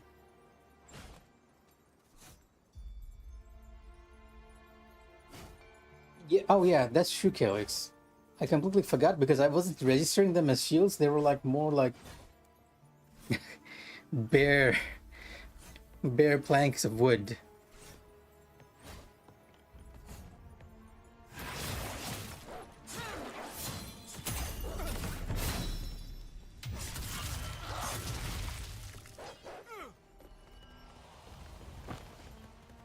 Yeah, oh yeah, that's true. Like if you even met a guy with a heavy shield as a magic caster, it was one of the worst experiences ever. Okay, then there's this guy over here.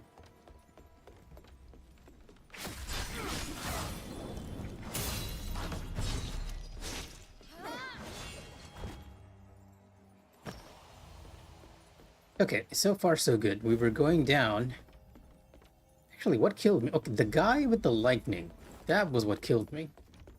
And he's one of the more difficult enemies too. That moveset is something I have not completely learned just yet.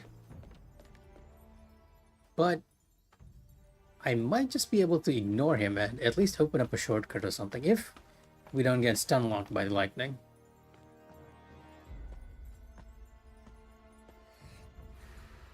No, he notices me immediately, so...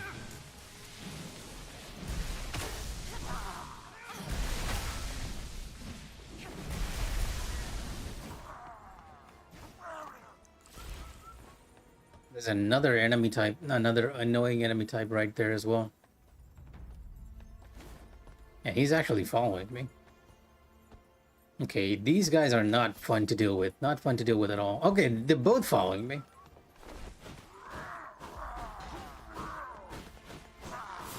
Can I just open up the shortcut? Thank you very much.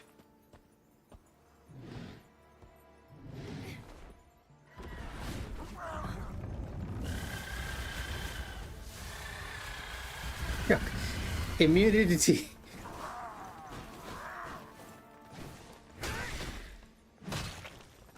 Thankfully, these guys actually hate each other, so I can kind of avoid fighting each other.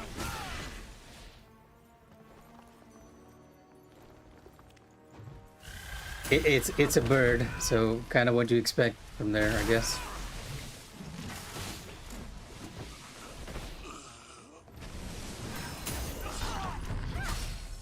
Oh, you are tanky as heck.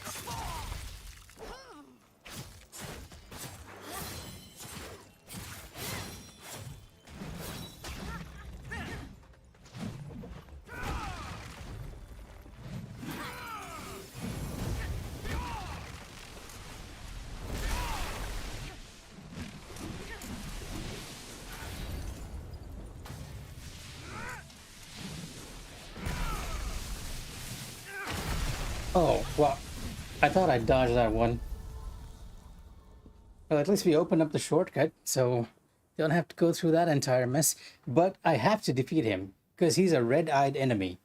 And they're usually stronger variants which give you something. It's either upgrade materials or spells. And something tells me, like, this is just my guess, and I feel like it's gonna be like a very good guess, that it's gonna be that guy's gonna give us the lightning spell, right? It has to be.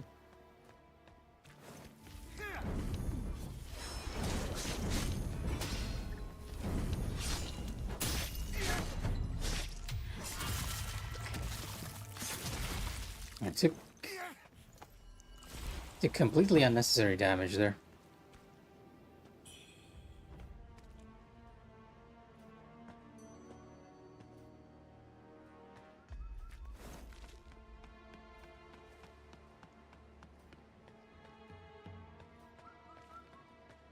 I'm hearing a bird somewhere. I'm locking onto one too. Oh, you're up there. So these birds are sort of like the messenger of the gods in this game. And if you kill each one, they disappear, kind of like Odin's ravens in God of War. And they give you a random an item that gives you a random buff. I've stocked up on a lot of them. Like, it gives you the feeling that somebody's actually keeping an eye on what Wuchang's doing.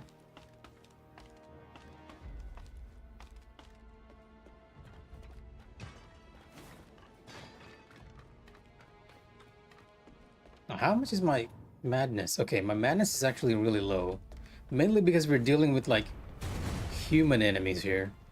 I mean, feathered enemies, which doesn't really raise it too much. Let me try the backstab with you.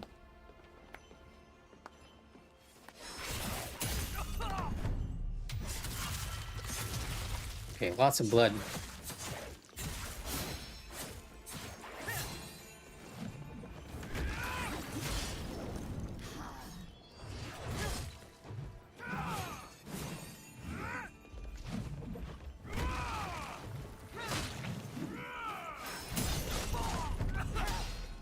My nation.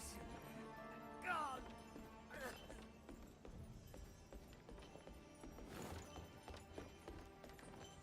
We opened the shortcut over here, and that's where we have to go.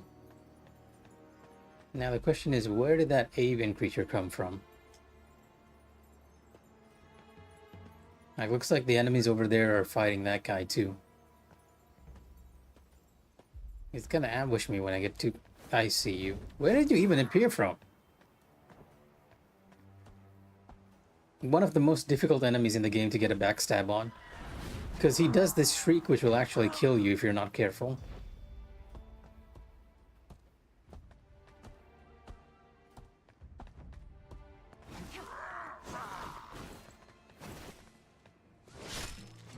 He didn't do the shriek? Interesting. One more? Yeah, that one. That's the one I'm expecting. And if you are too close when he does that, it will immediately kill you.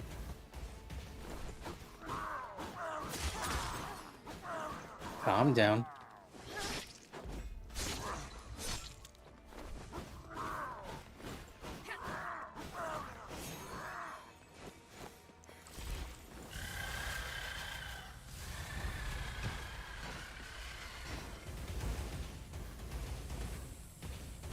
Oh, it homed in much later.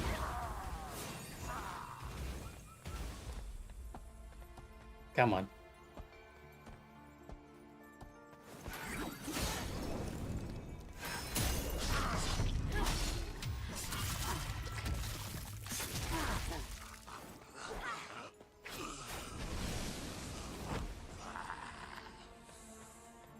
All right. Thanks for dropping by, Shinon. As always, it's always fun to talk to you. I'll probably check out that Games Fest place you were talking about at Gyosunden. Now we gotta deal with this enemy here, who will probably see us whether we like it or not.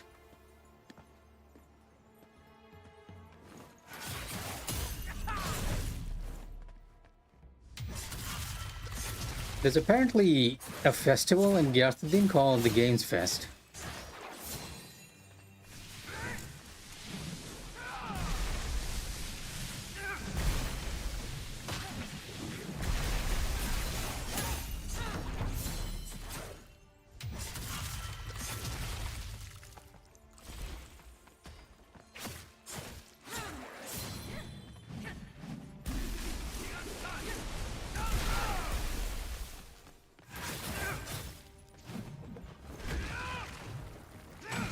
Oh wow, he hit me from the other side.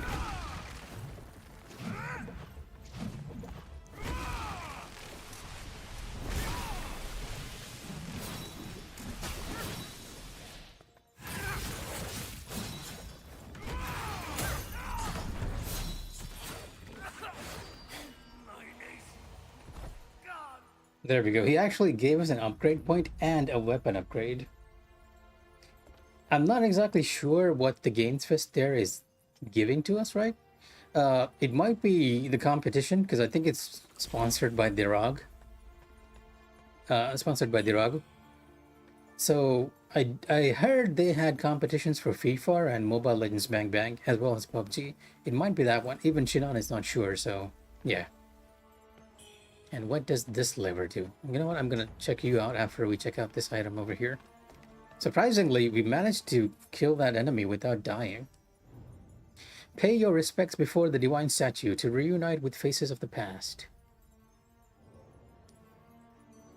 Okay, usually this is the game has done this a few times, right? You'll come across a point like this and it will give you like a very, very obvious hint as to what to do here. And the answer is you have to use a certain emote. And it tends to give you upgrade points, but saying you're going to meet the faces of the past makes me wonder what it's talking about. So we either have to greet or worship, maybe? Pray, probably, right? Yeah, it's pray. It's probably pray.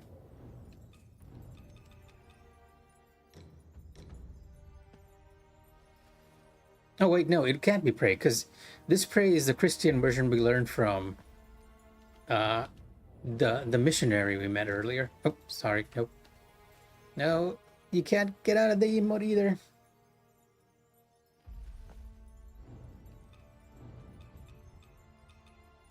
Is it greet?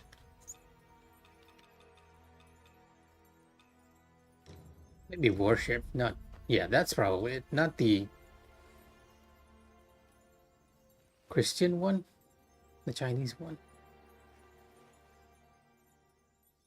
Sister, when will Mother get better? Does Father hate us now? Interesting. And you got an item for this. Usually it tends to give us like upgrade points, not items.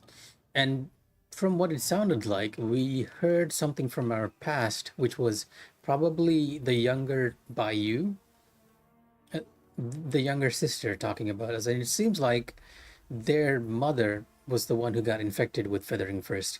An elixir made from angelica and dried human placenta, commonly used by Taoists. Okay.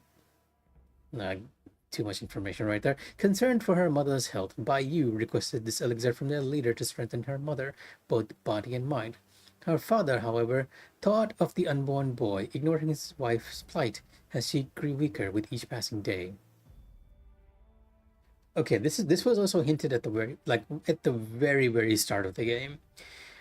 You heard a memory where the younger sister was talking about welcoming their little brother. So it seems like it wasn't the feathering which killed her. Like it was the birth of the younger child which killed her. And then the feathering struck. That's where we came from. Let's see. This mechanism cannot be used right now. What? Okay, what exactly can I use you for, though?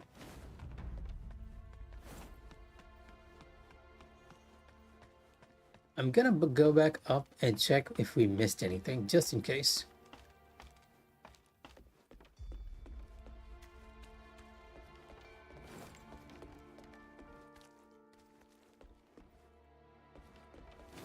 I think we explored this entire area pretty well, though. There isn't anything that we can do, but looks like there are two paths connected here that we have to find a point for.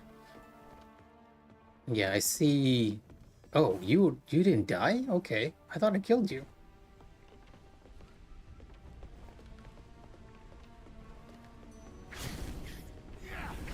What? Oh, come on. Kill that enemy to die to this one. Where did you even come from? I was sure I killed the enemy up there.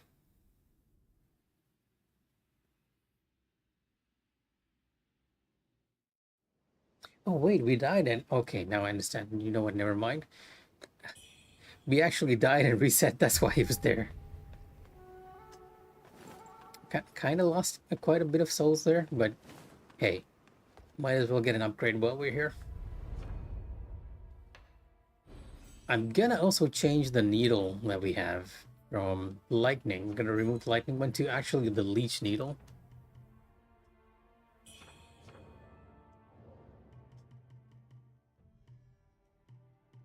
You know what, lightning's fine as well. We can equip both, I do believe.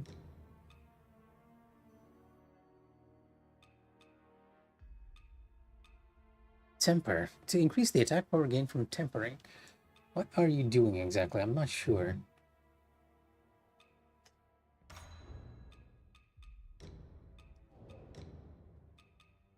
There we go. Oh, needle leech. It's not a legally distinct name. Okay, Red Mercury. Red Mercury. For all of you people looking at your legally distinct souls. Oh, okay, wrong one. I don't need those two needles. I'm actually looking for what else we can spec into.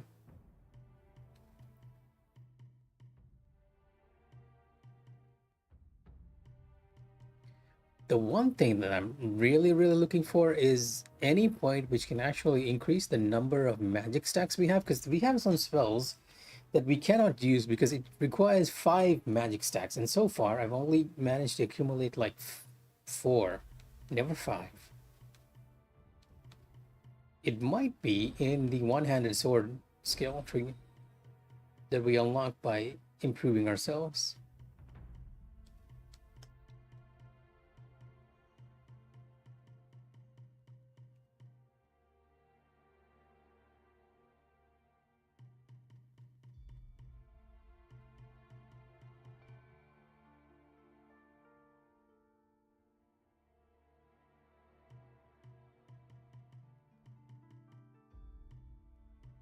You know what? I'm not going to put any skip points into dual blades. We're going to go down the spear tree instead.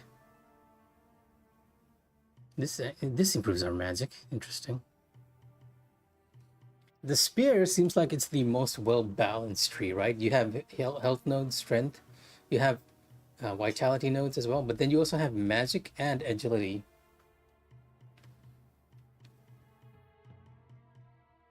So it feels like the support weapon for combining with almost everything else. Because agility is, I think, strength and agility is required for dual blade, so that works like really well as well. Just gonna increase our magic here for a bit, since I'm not quite sure where to put it. Then we're gonna run back to that same area.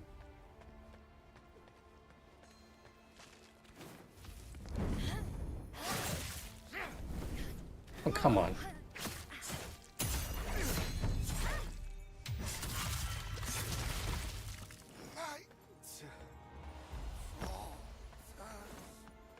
Night falters indeed.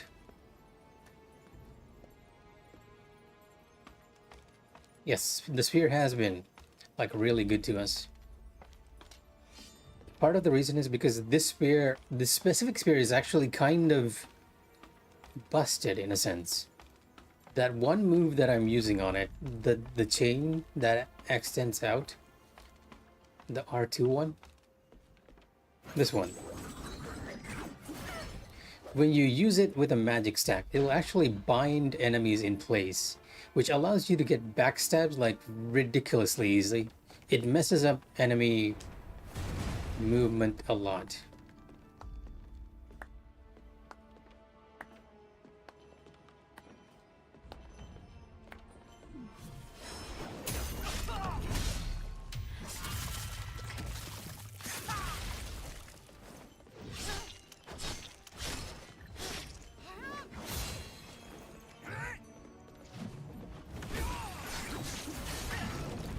Oh, he actually knocked me away there.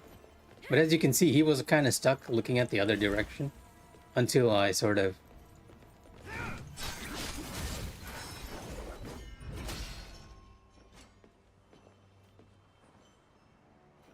She always had it. It's just that depending on what you wear, it kind of changes her body a bit. Because the tighter clothes actually fit a lot more on her. And the others, the looser clothes actually emphasize her figure a bit more.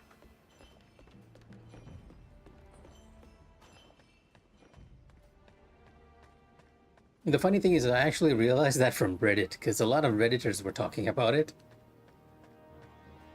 You know what? I'm not going to go up there. You were up on here. That's why I saw the shadow when I climbed back up. You're actually meant to disrupt anyone who tries to get this item, huh? Okay, sure. Why not? Or maybe not. Maybe you're supposed to... You're triggering when somebody climbs up those stairs. In which case, I'll be happy to leave you alone. Oh, come on. Are you telling me the shortcut to the shrine was also here?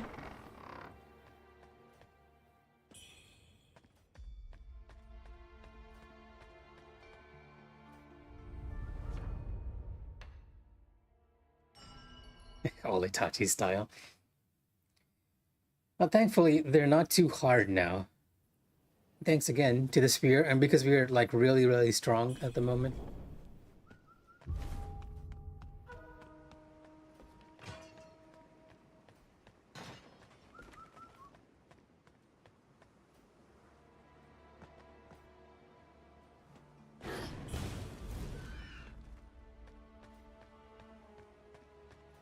And something I mentioned before is that the game does have enemy factions, so these avians are actually an enemy of almost everyone around. Even the Red Bull soldiers will actually try and kill them.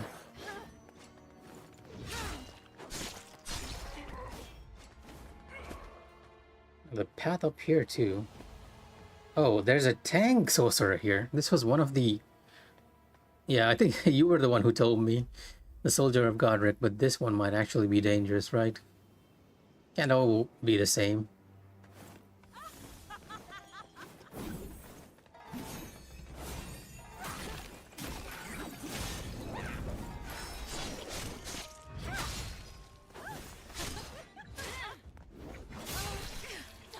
Oh, what?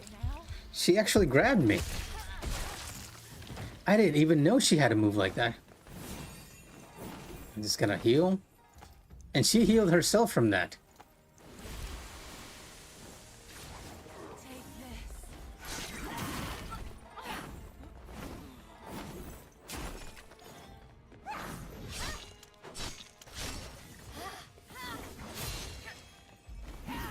Oh, there are other enemies in this vicinity as well.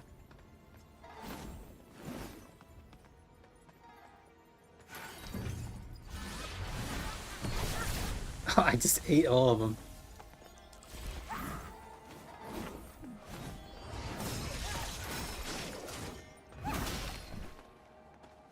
Oh, she actually does despair damage too.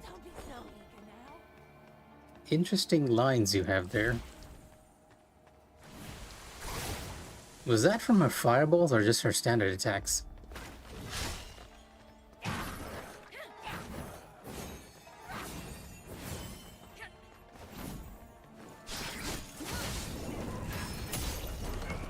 I locked onto someone wrong. I wanted to backstab this guy. Don't be so eager now. No, thank you. Now I got you.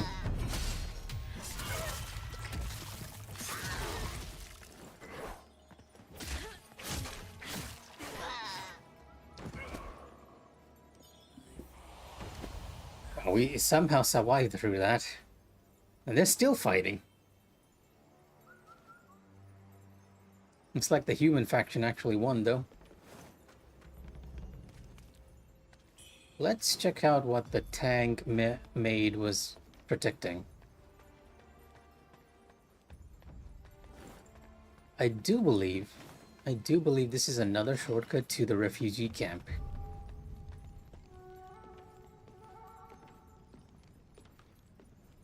Well, not a shortcut. There might be a ladder here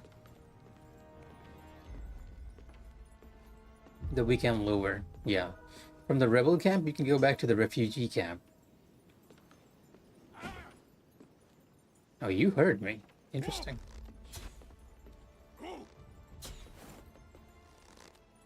How?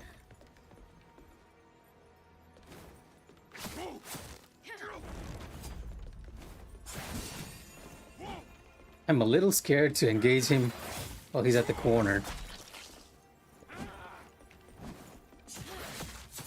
But now that you're out, it's a whole different ball game.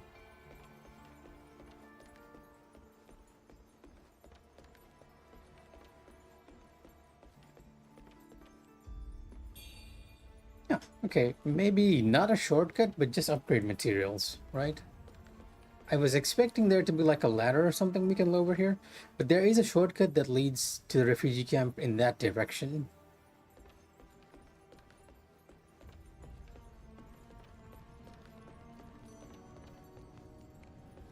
Or am I missing something here? Alright, let's make a pass and make sure we don't miss some very obvious ladders here. We could potentially use for later. That's not the case. It's just to get that one enemy and that item.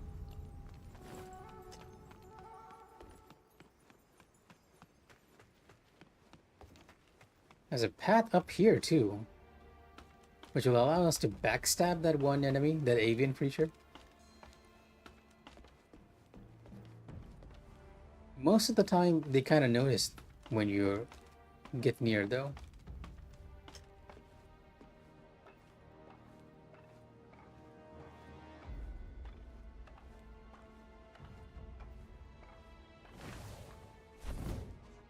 Okay, you can stay there. I don't mind.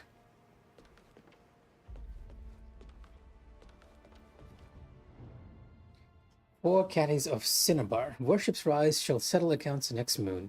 One load of monks should. Whether is compensated with medicinal formulas.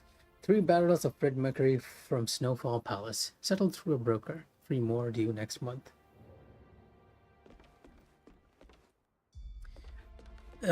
That was more a scripting issue, right? You'll see that happen to a lot of enemies that are scripted to ambush you. That enemy was set to ambush you when you approach a certain point on that stair. The problem is that even if you approach him normally, he follows that first objective of trying to ambush you on the stairs first before he tries to attack you. So that's why he ran over there. You'll see little stuff like that in Wuchan quite a bit. You can tell it's the developer's first game just from stuff like that. And this actually allows us another shortcut. Wow, there are a lot of shortcuts here.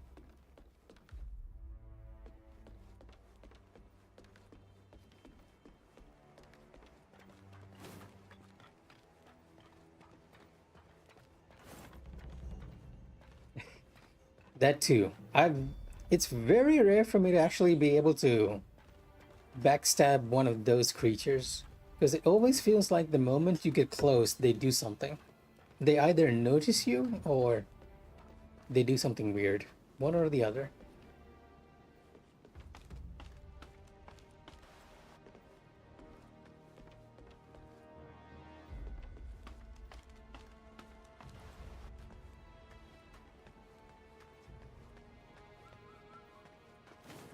Let me see if I can draw one of these enemies down here with a fire pot. You are actually taking some damage from something.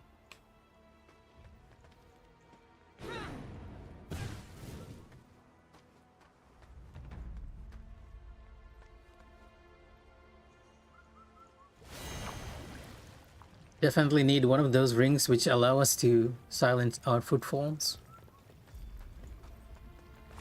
How? What? Okay.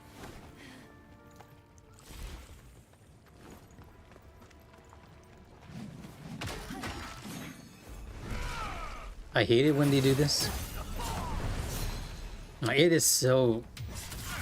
I think we sort of need to like tap into that like really quickly to avoid getting hit by that one. There are actually two of you.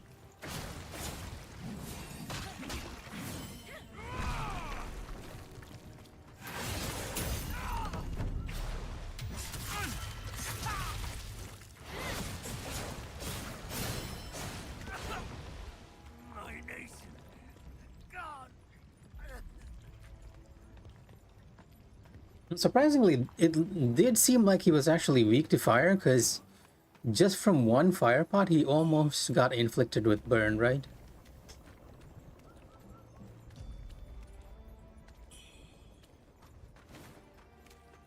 I felt like the shortcut to the refugee camp was this way.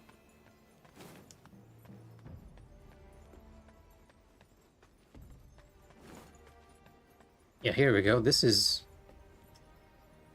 like, there are two paths. Well, this is the one from down the riverbed, and this one is to the refugee camp itself.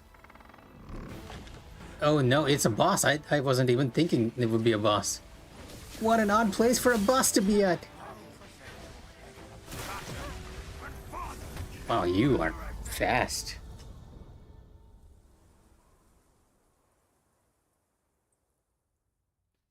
That is the most unexpected place for a boss to be at.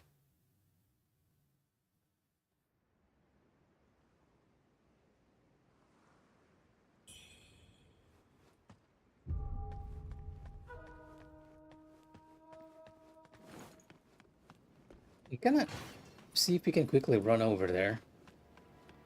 Just leave these guys to whatever they were doing here. We also have this upper level to check.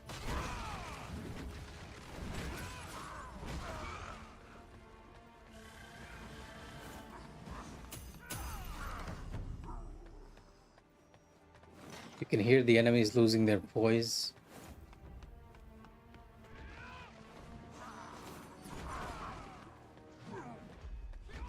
Can't enter here.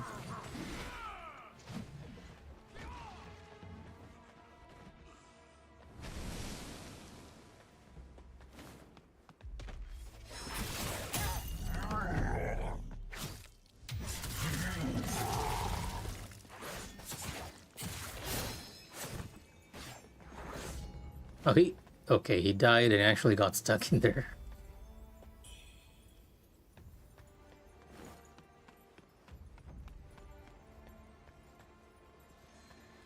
It's not the Nook that I'm worried about. I'm just so surprised. That is the most unassuming boss door I've ever seen in my life.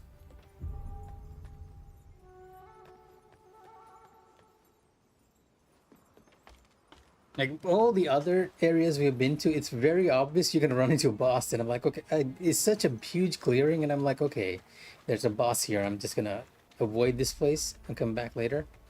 And in case you're wondering, I'm actually going to go to... we're sort of reaching midnight, so I'm gonna play just for a little longer. But instead of actually following that path, I'm gonna follow the actual storyline we have to follow. Because I feel like if we don't do it, we sort of might miss out on some NPC quests, right? And we have an NPC we can actually give one item to over here in camp. Hey, you made it. Oh, there's a fortune hidden in those waters. A real catch, I'd say. Huh? You've heard the rumors, too. Thieves grabbed what they could and tossed the rest into the depths. Bah, that's all hogwash. If those rebel dogs had that kind of loot, why are they still ransacking temples and butchering folks left and right? I'll scour the riverbed for plunder when I've got the time. If the rumors are true, we'll make a right fortune together. Okay, did you give me like new... okay, you are giving me the Lotus set, and I do believe I actually have two of this, and this is a new one. Face changer costume.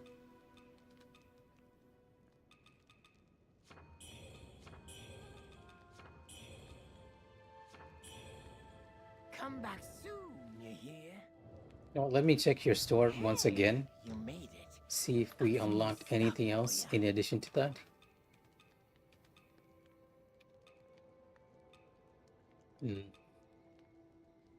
Was this here corrupt flying daggers? Was that here all along, or is it just me now? Come back soon, you hear? Okay, let's see. Just gonna equip these so that I have an idea of that item. You are best against burn, which sort of makes sense since this is the getup from those guys who were dancing around and shooting spells at us. And the first guy we met actually was using fire spells, even though the later one was using ice.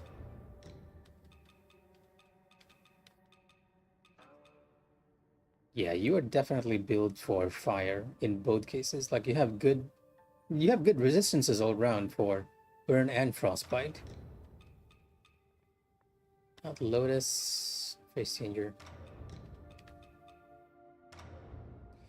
A pair of long boots adorned with a tiger head and a tiger fur patterns, traditionally worn by martial artists.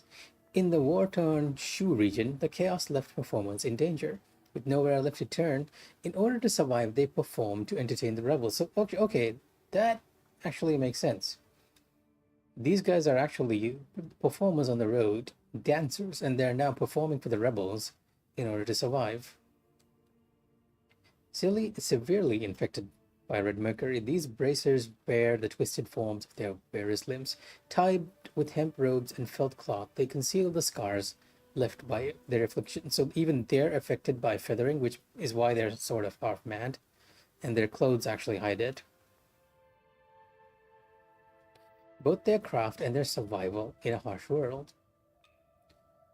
The ornate opera crown features pearl flowers and fluffy balls. Shu opera performers dedicate their lives to mastering face-changing techniques. Under the influence of red mercury, their skin and makeup have become inseparable. Ah, okay. That's why they had the weird faces. So I should be using something else. This token is actually for blunt attack. I was using it before because I had the axe, but now we have to shift to something else.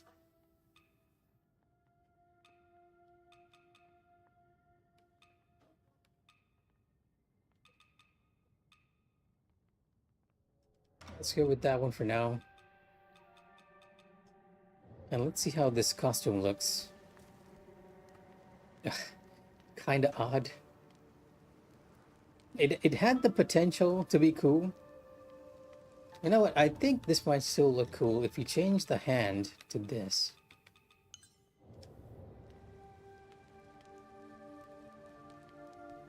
Maybe even the legs. Okay, slightly better. It's just the cloak is a bit okay. Even the cloak has actually human skin faces on it. The cloak is tattered and she's bearing her midriff, but otherwise I think this actually looks pretty good.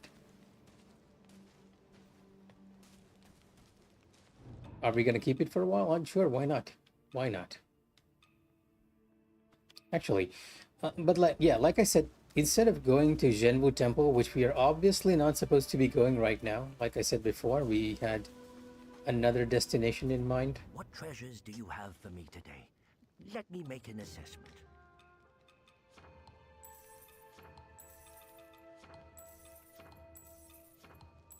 Sell all the soul items, the red mercury items we stocked up. Nothing good comes cheap, you know. Thanks for bringing me.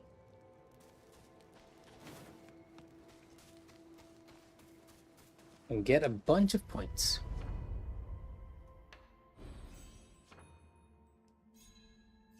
Well, not a bunch, only 3, but good enough. Good enough. Okay, that was what I was wondering, because I had a feeling there was one note that was hitting here. Spear Will now grants you fleetness for a time. Skillful use allows for a swift counterattack. Oh, is this a counter? Okay. You know what? Let me remove our Spear here. and use this instead.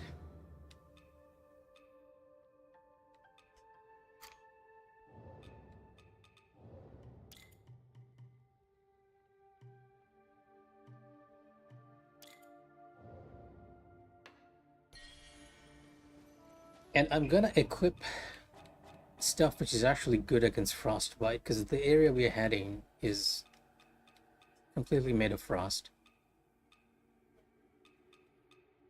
I think the best stuff for frostbite was the bandit stuff, other than the hit base, which is this. Yeah. The bandit stuff has like really high frostbite resistance. Lotus, Golden Bandit. You have 3. The face changing braces have better frostbite resistance here.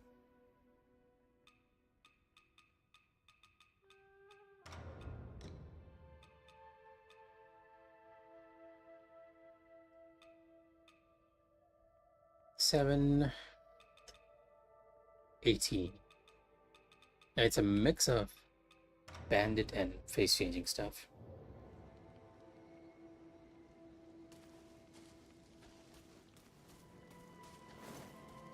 And with this, we're actually going to teleport to where we need to go. By the way, I've been searching for this NPC for ages. I do not know where this NPC is. It's lit up because you actually have a quest that you can take from him or give to that person. They are in this area, but where they are, I have no idea. Not a clue. Like, I've searched high and low for that NPC in this area and I haven't found them. I have no idea where they could be. Like, the whole reason I accidentally wound up in the main rebel camp was because I was searching for that one NPC.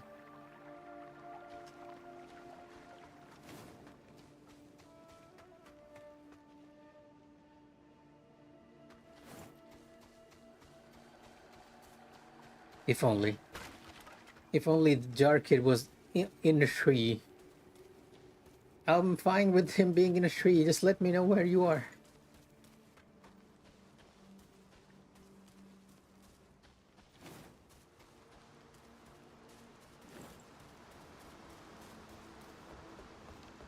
Oddly enough, the game actually has like a handy feature to let you know if you are near the vicinity of a shrine or an NPC.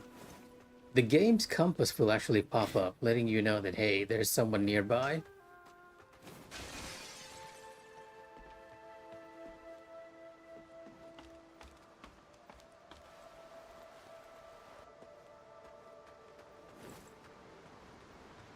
And there was one other thing that I'm not quite sure what happened.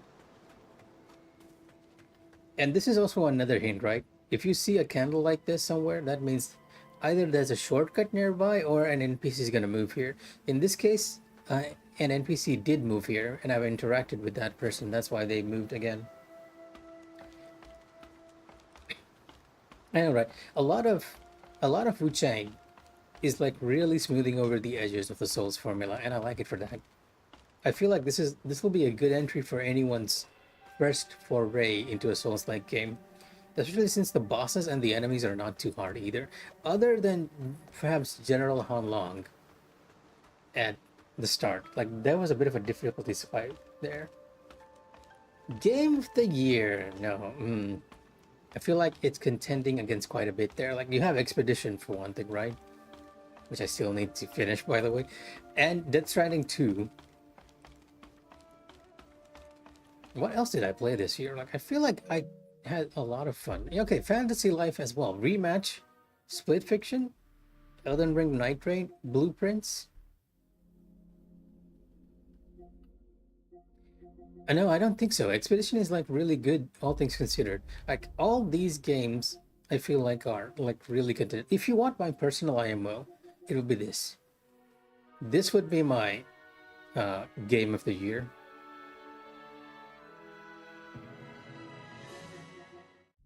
But Rematch itself is also good, and Split Fiction has also done like a really, really good job, all things considered. I would give it for Fantasy Life just for the fact that it is the only game that has made me like lose track of time. Like I start playing that game and I'll keep going on and not realize it's 3 a.m. That is the only game that has made me do that. That AC game was AC Mirage. I got a copy. I got a copy from my sister as a present. I started it up, but I have not played too far. I'm actually at the very beginning. I'm taking a very slow burn approach to that one.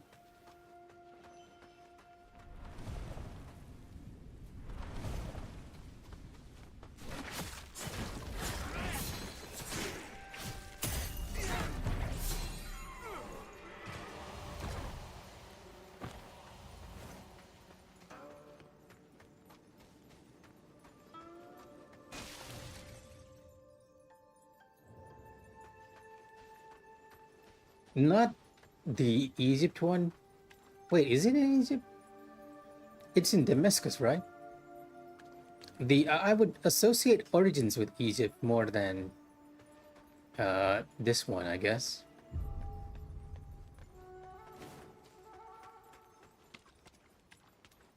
It's the one where you play as Loki or the future Loki.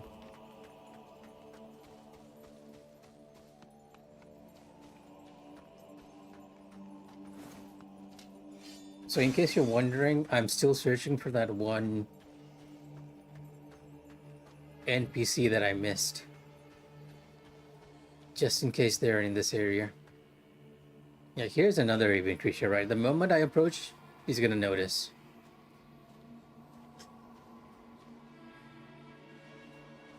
Actually, he did not notice. Okay. Yeah, but fine. I'm gonna take advantage of that, I guess.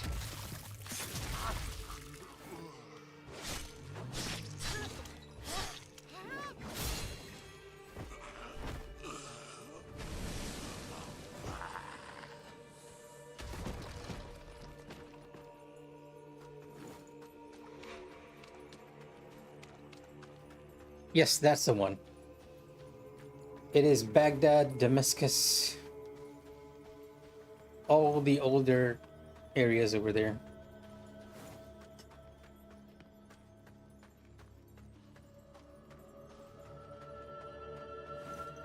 Well, I'm gonna run quickly towards Battlefield Pass, just in case the NPCs over there. I don't think they are, because it feels like a way too dangerous a location for them to be hanging around. Because I believe this NPC is actually the child NPC in the game.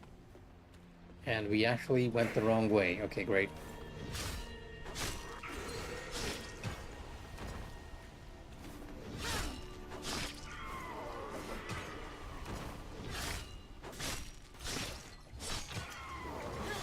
I am getting corrupted as heck in here.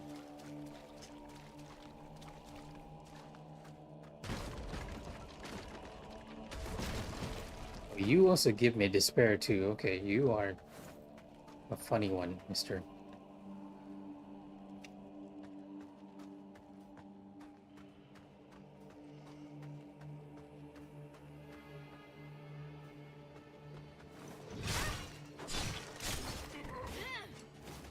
Yeah, I don't think the kid is in this area.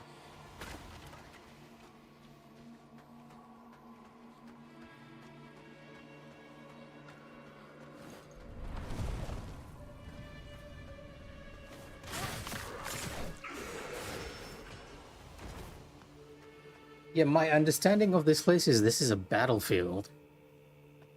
They basically thrown in people who were infected with the feathering, as well as people who died into this one area. Oh, I might die to the despair here. Yep, there we go.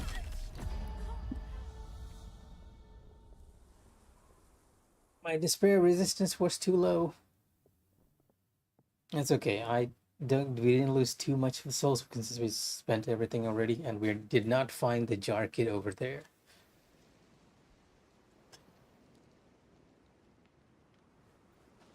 Our whole objective is actually to search for that one child who's been missing. Okay, you see here, right? Now the compass is visible, and it will point towards where the NPCs are. And it will also point towards the shrine. And that's what it's blinking over there. So NPC over here, compass. NPC over here, compass. So either the child is in an area of the refugee camp I can't access, or they are in an area adjacent to the refugee camp.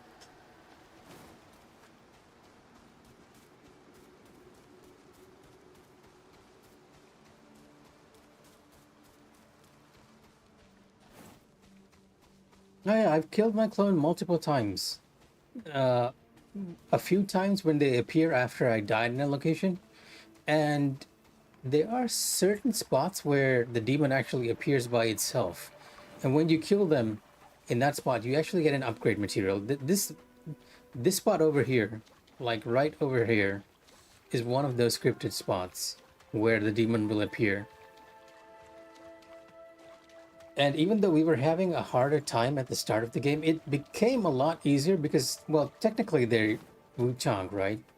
So what's happening is that if I have something with a parry skill, like the dual swords or the long sword, which I was using at the time, you can parry the demon quite a bit. Unfortunately, you cannot get a critical hit on that enemy. But after parrying him it so much, you can pretty much just kill it easily. And that's the way to the rebel camp.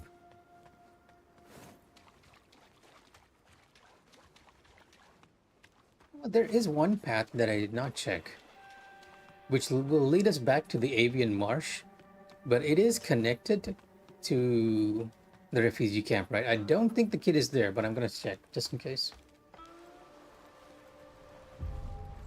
When you kill the clone outright after you died, I mean, it just gives you back your souls and resets your madness. Interestingly enough, I've also met my clone, and she was talking to me.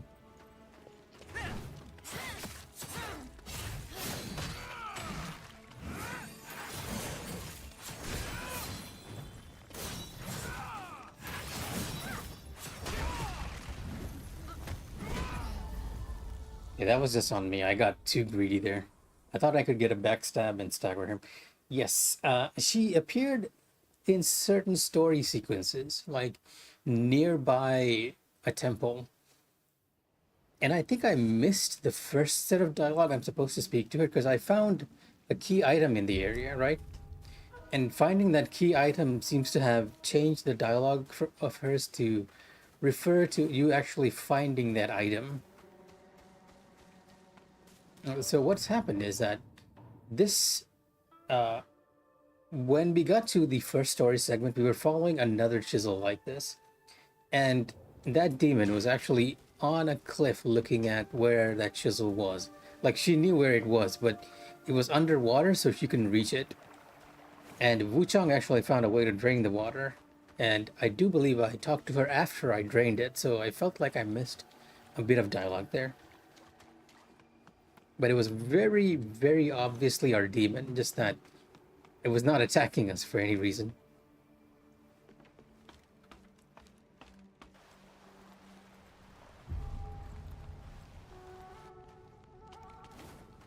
I also need to learn this enemy's moveset. I've gotten too used to the longsword and parrying this fellow. Okay, the block is on R2. It's not working so well.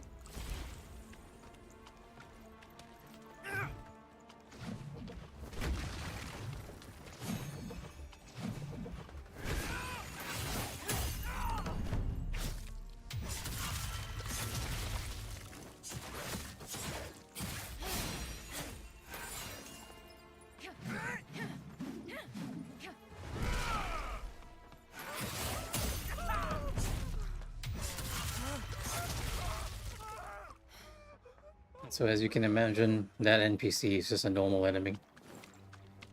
We went from getting completely shut down by that enemy to just obliterating it.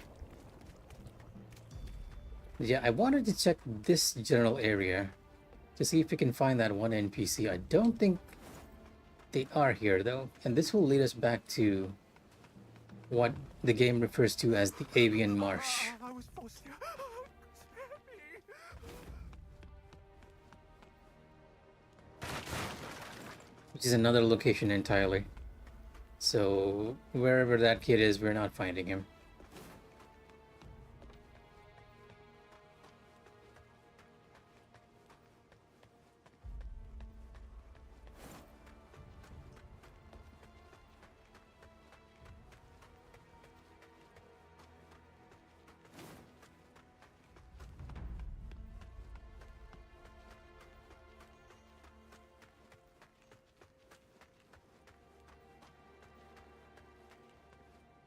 Hello.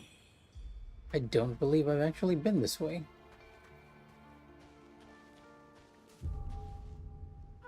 Oh, this is another side of the refugee camp that I couldn't access before. Maybe the kid is on this side. I think this is across a bridge we couldn't reach.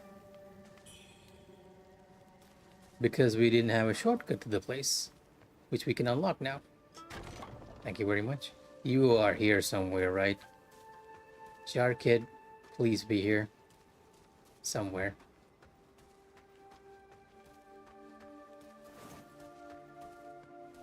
Oh, you are indeed here.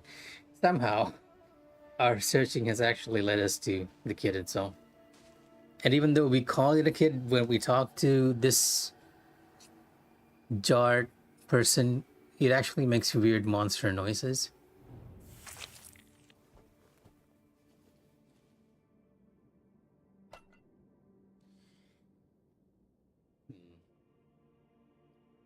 What do we choose here? I believe this child is actually searching for their family, right? And we learned from a bunch of NPCs in the refugee camp that there's a boat near the docks with some people there. So the question is, do I tell the kid about the boat and potentially kill him or her as they try to reach the boat, or do I keep quiet about it? For now, for this playthrough, let's go with telling. And she's grateful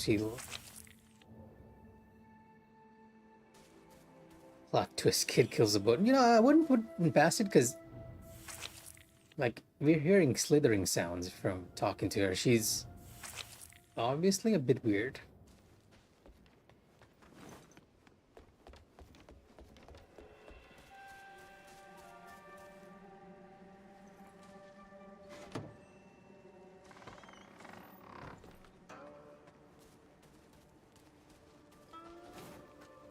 And with that NPC found, we can finally actually follow the main story thread that I've been putting off for so long, which is to go to Cloudspire.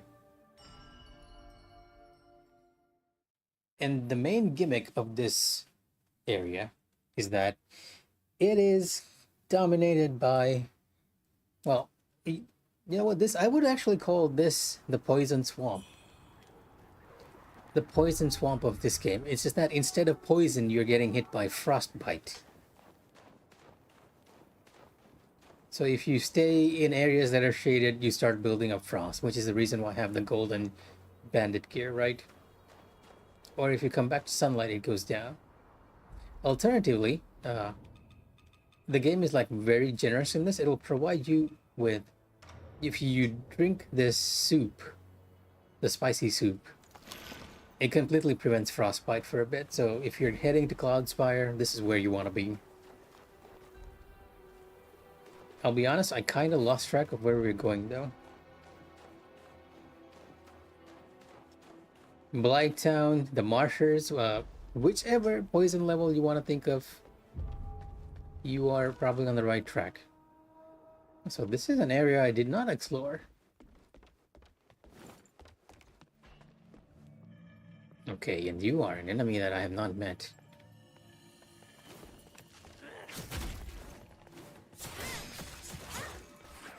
But as you can see, I might be potentially over leveled for this because we went to the other areas first.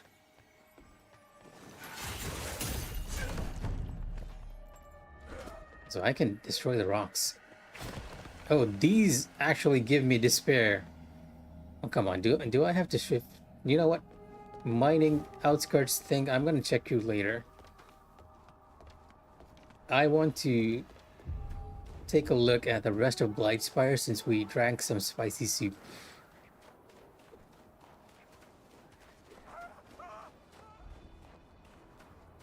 It was more like I was curious, right?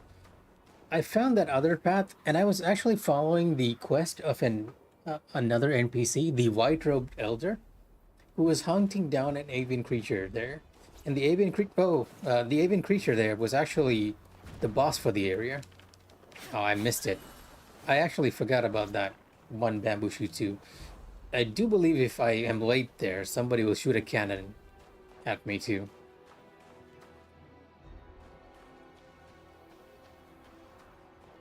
So I got curious about that one because I found the path to that area and I followed it that way. Also, it's getting like really misty here.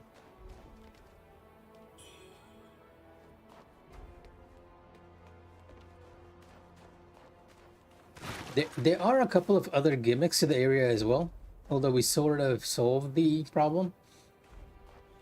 Each of the areas... ow, okay, there's the cannon fire. Each of the areas here actually has some sort of weird totem that will constantly spawn enemies if you do not burn it. And the only way to burn it is you climb up a nearby tower and activate the flames there. Ow. Which spread to the totem. And I've actually disabled 2 towers over here. That's why you're sort of seeing no enemy spawns. It wasn't even a cannon, by the way. That was actually an arrow. And we have to be careful. There are like fire pots everywhere.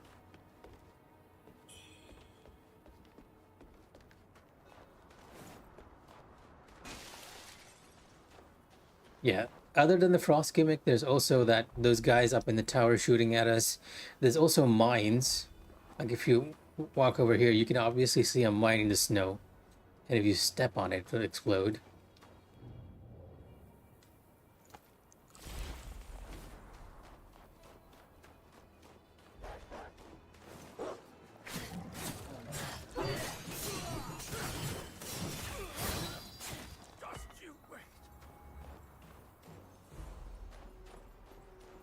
You're sort of seeing the main gimmick of the dual blades in action there.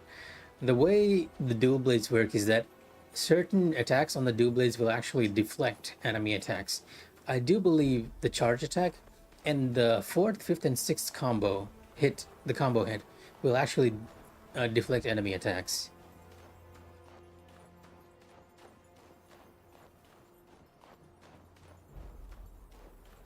You know what? That mining area might actually be our destination for Cloudspire.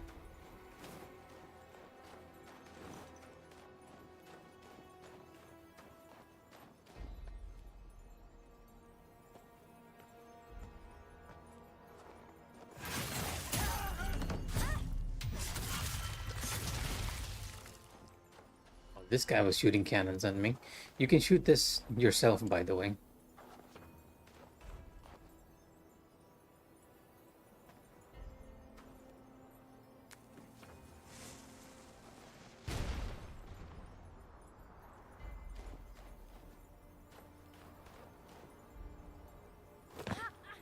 No, not sure what you mean there. I have not actually found a hidden wall just yet.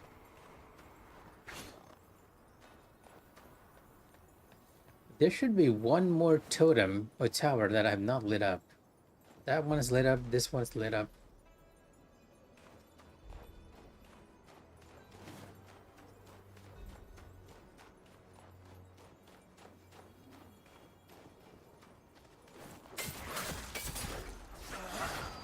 And yeah, you can tell that I'm a bit over leveled here because I'm having like an easier time with all the enemies. Really? Really. I'm trying not to kill you guys here, okay?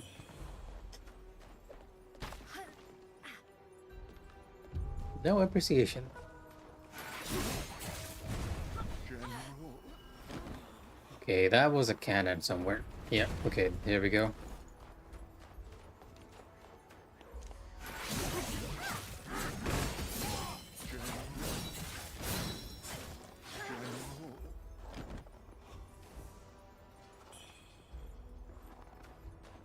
It's interesting you mentioned that, Calix, because I believe one of the complaints against this game is that it has like very standard areas, and I think part of that feeling, part of the reason why people feel that way, right, is because of Wukong. Because Wukong had a forest area, Wukong had and a snowy area. Wukong also had that corrupted area, and it's pretty much the same over here. There is a difference in locale, and it feels very different from other Souls games. Like, you don't see the same design of forest or everything in a medieval setting, right?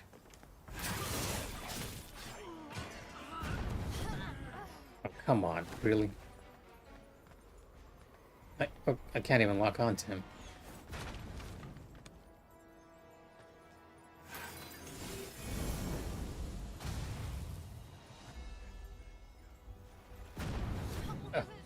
And here I was trying to dodge it. Oh, come on.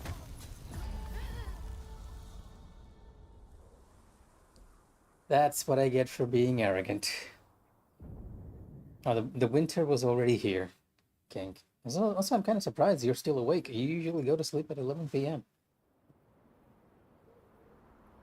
I know, right? It's the whole reason why I didn't quite register it as a shield.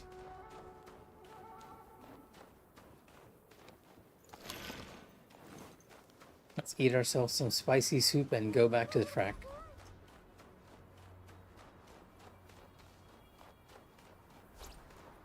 Oh, you. You. I got the bamboo shoot.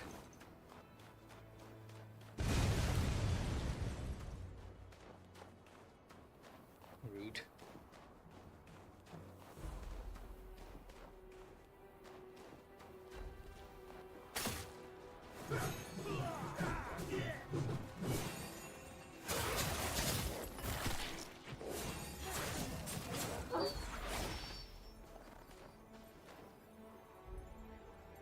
All right, King, try to get some sleep. You know what I always say, a good set of exercises will help you get to sleep. Or an apple. I usually find apples help me get to sleep too.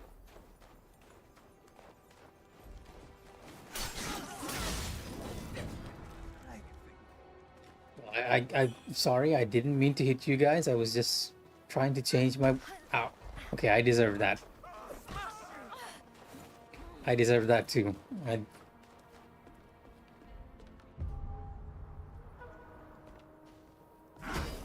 Oh, wow, you jumped from way further ahead than I was expecting you to.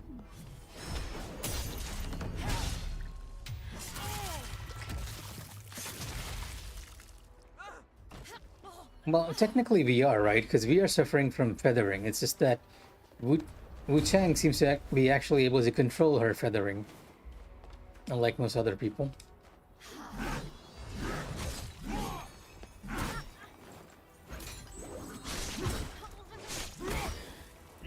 Calm down.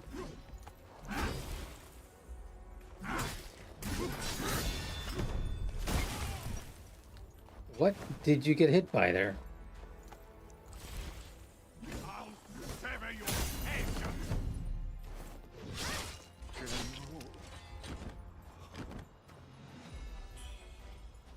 There's a shrine here. Okay, I mentioned before that the game actually lets you know when NPCs are nearby, right? It also lets you know when the shrine is nearby. And if you haven't picked up a shrine, it appears on your compass as a red marker, which is what we're seeing right now. So for some reason, the music has changed. Really, you're actually following me to try and kill me. Oh, right, we died to this guy. I remember now.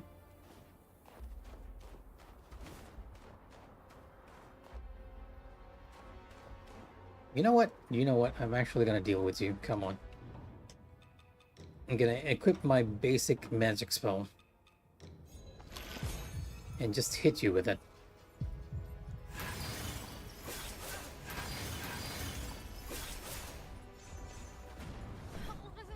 Not working too well, though, all things considered. Why are flaming arrows explosive anyway? And that one villager has it really out for me. He's like actually following me.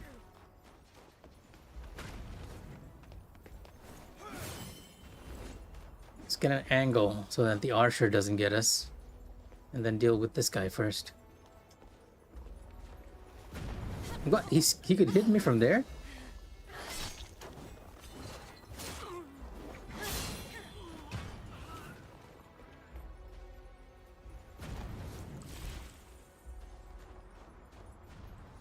Alright, this is completely on me. Um, oh, come on! That's unfair. That's unfair.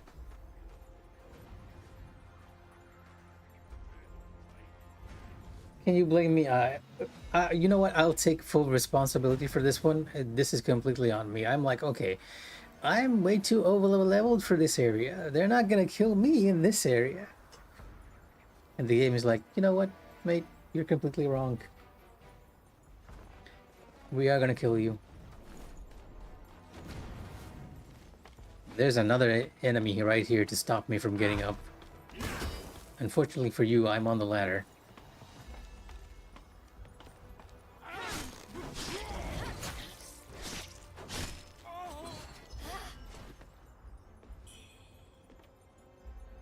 What am I locking onto? Where's the enemy that was supposed to be here?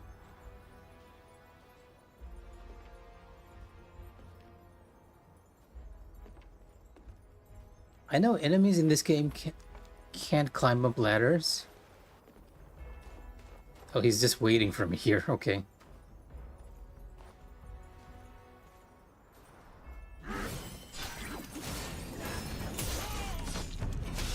General.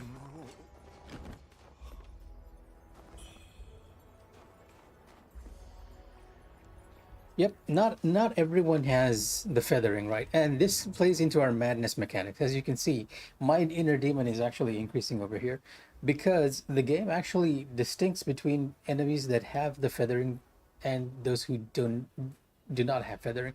If you kill enemies with the feathering, your inner demon actually goes down. That's the reason why my inner demon was so low in the palace area, because almost everyone there was infected. But here, these are actual humans, and actually killing them increases your madness. And you can kind of tell what kind of enemy they are, because if they stay like this, they're human. If they disappear into a bunch of feathers, they're infected. Why do I hear... Oh, it's just a pot bubble.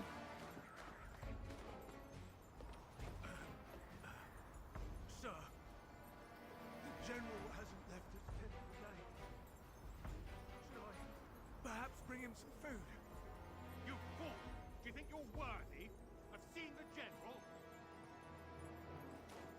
Yeah, this is kind of weird. The arrow is indicating a shrine around here somewhere, so let's see if we can find it first. Because we sort of made a lot of mistakes just getting here. I don't like the idea of the spicy soup being from that blood.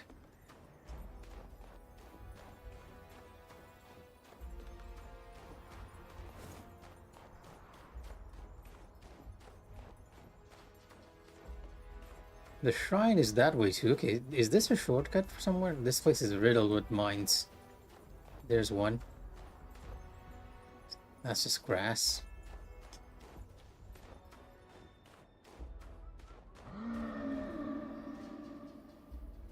Excuse me?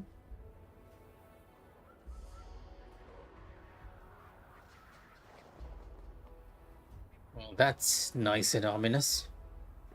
Up there.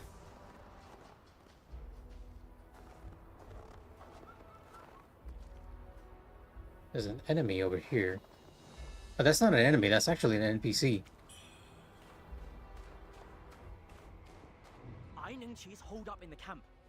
I've been lying in wait, yet he's not so much as poked his head out. Maybe your arrival was fate. Let's jump him together. He won't even know what hit him.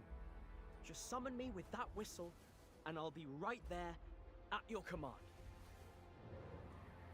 Okay, I'm guessing there's a boss fight beyond that, though. That's why this NPC is here, and he's letting me know that, hey, you can summon me into this battle. Where are my throwing daggers? Because the game doesn't have co-op, so if you do the NPC quests, you'll actually find that a lot of NPCs are around to help you.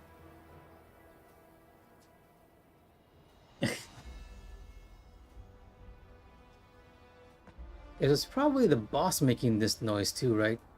Though there is an enemy that I've never seen before in the game right there. But it's made of wood. And you and I both know what wood is weak against.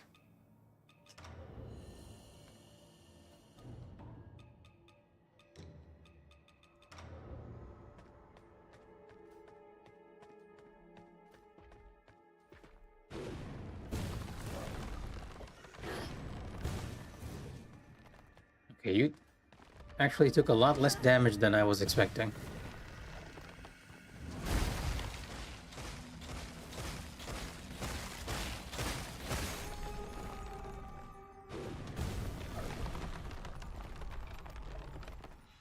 Oh, he actually stops because he's caught on fire. As you can imagine, you can't stagger the giant tree man.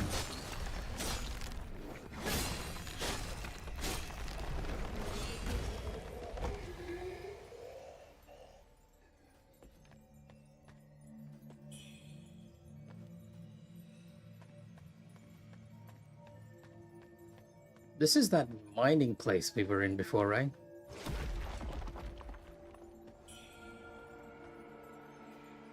It looks like the despair is caused by the mining nodes.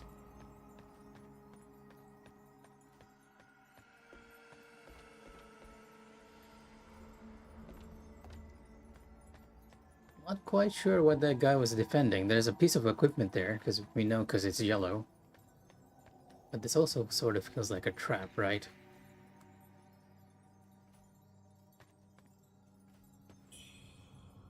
That's what I was thinking, but maybe the threat was actually that enemy over there. And we got a new pendant.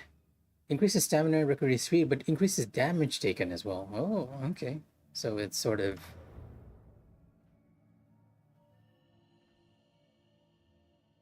a double-edged sword. The old man from Cloudspire outskirts hope for better futures for his descendants. Oh, come on. I was in the middle of reading something. Where did you guys even appear from?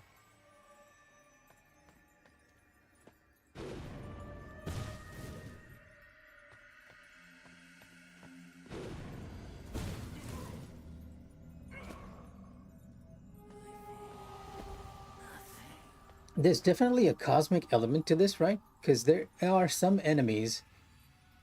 no, not some enemies. A lot of the feathering, if you read the item descriptions and talk to a lot of NPCs, they indicate that the feathering is happening because of a primordial deity, right? And some NPCs even treat Wuchang like a god. Or somewhat inhabited by the soul of a god.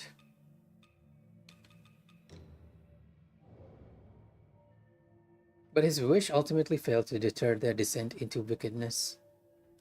I'm gonna go for the defense one for now.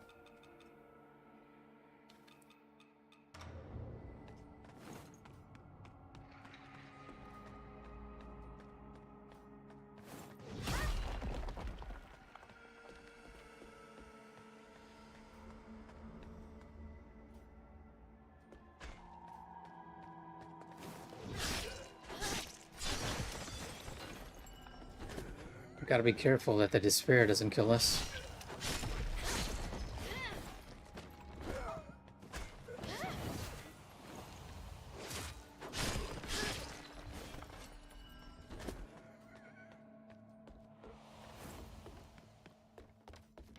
Oh yeah, the character up there, you mean?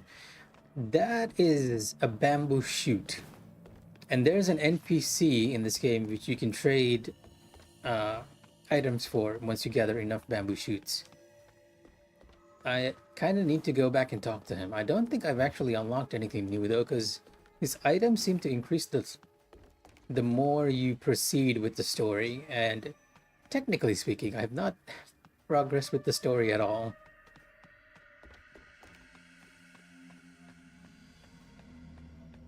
Getting despair from just looking at it. You know, I feel like this is a bit risky, so I'm gonna switch to our despair equipment, which I know is this one more or less.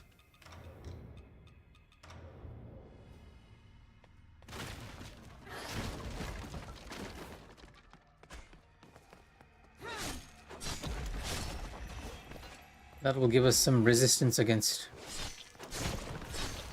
There's one of these enemies here too.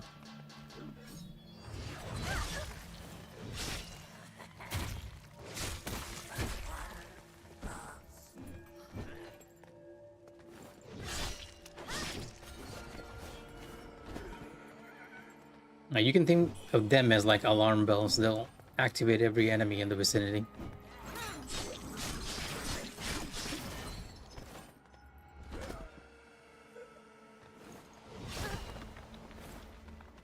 Let's get rid of these despair inflicting nodes. Yeah, I met him once at the start of the story point, but I went back and it didn't seem like his inventory was refreshing.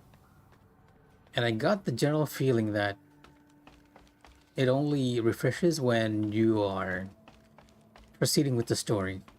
He has actually given me some cool stuff. A lot of the utility spells, like the defense one and the damage up one, are ones which I got from that NPC. Kind of funny NPC too, right?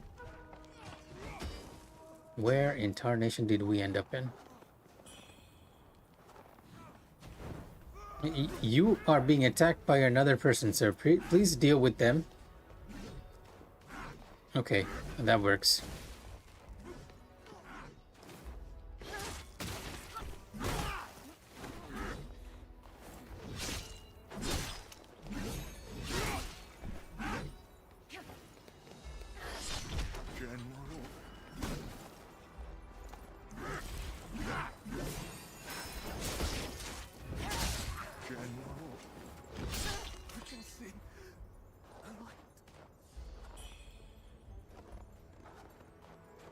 This is where the NPC to NPC dialogue was happening, but that was slightly over here. The NPCs were talking over there. Because the archer over here was the one I was looking at from across the area. So somehow, by going through the mining tunnel, we've actually ended up inside their main base camp.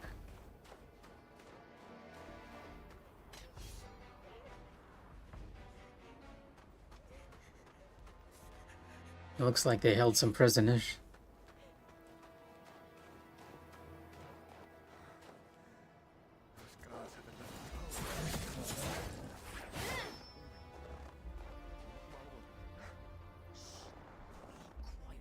Focus on your work if you want to live. Yeah, they're actually holding all these guys hostage, which is why it's kind of funny when they turn around and actually attack us. Like that time.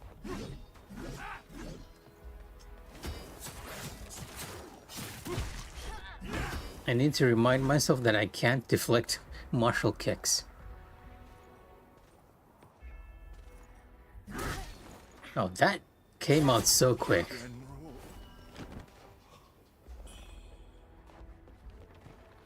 Oh, come on.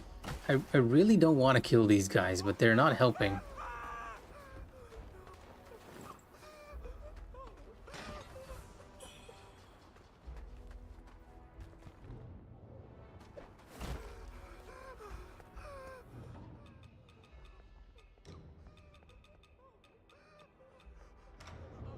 I was forced to. Spare me.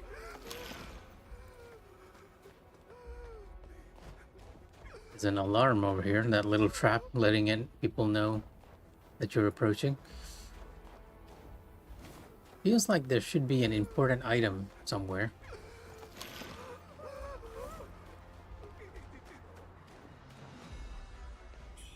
Bunch of corpses, a feather pearl.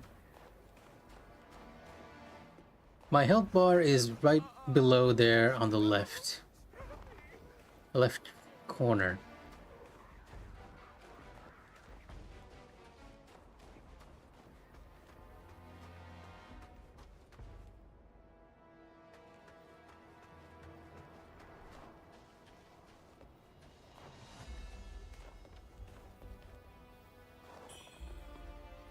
It's like they were using this poor fellow as target practice. A little bit of environmental storytelling right there. You are actually alive. So why are you not attacking me? Are you just waiting for me to pick up the item so that you can sort of ambush me? Yep.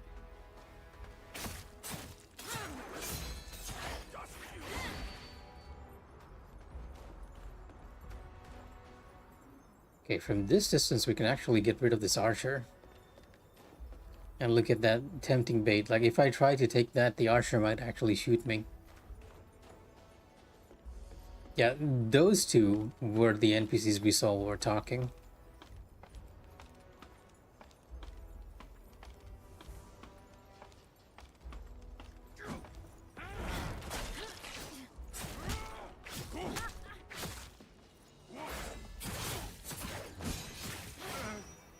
Oh, that was something I actually tested out for today. I rather like the frame because I feel like it adds a bit of graphic design flair to the whole stream, right? I was just looking at design inspiration and I saw something and I was like, okay, you know what? This looks like something we can actually sort of get an idea for the stream. So I mocked it up immediately and that's when I started the stream. Originally, I was going to actually start earlier, like around 8 p.m., but then I saw that I was like, you know what? Let me try this on stream. Let's see how it looks. And I do like the look. I like the softer edges that we have right now. You're probably not seeing the health bar, I realized, because my avatar is actually in the way.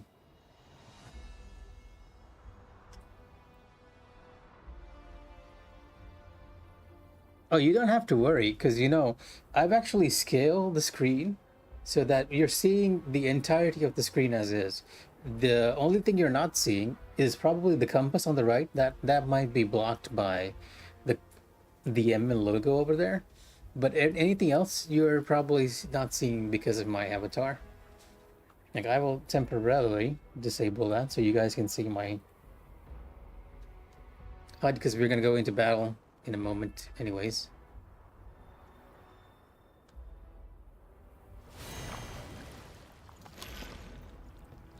Because there's an enemy over there.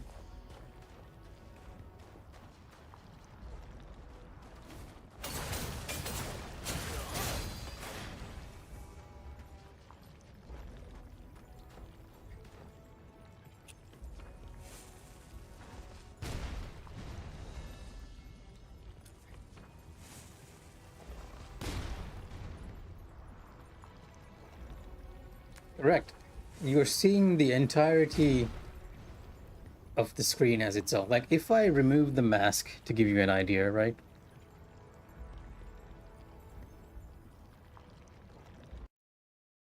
I'm sorry, that was not what I intended to do. Where are my filters?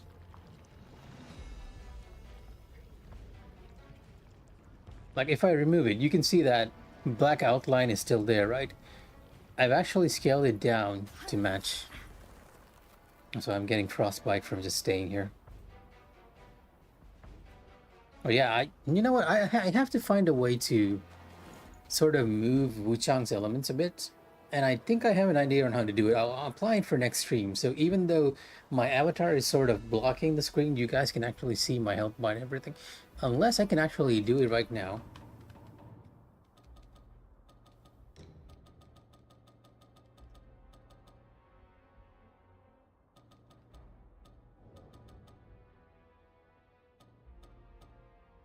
No, it does not allow you to move your hard elements. So yes, I know of a way to actually move HUD elements in OBS, so I will try that for next stream. We're gonna duplicate it, but at least it's better than not seeing it, right?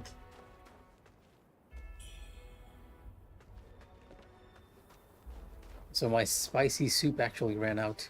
That's why I'm getting frostbite. That buff lasts for a very generous amount of time.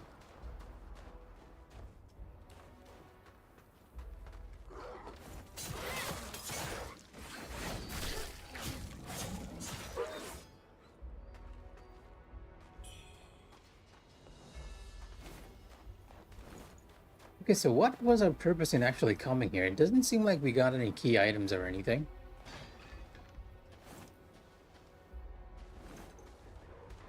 Like, we fought a bunch of the bandits. We found out they kept prisoners.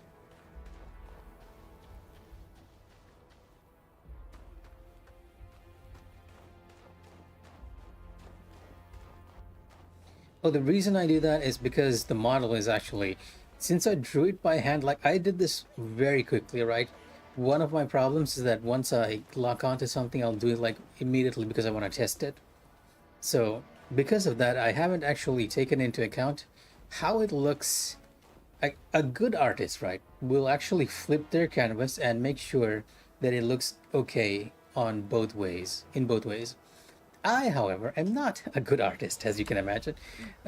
Because of that, if you actually flip my character, which I don't think I can do right now, he looks weird, as you can see. That's why I'm keeping it this way. Rather than redrawing it, I'd rather move the HUD elements around.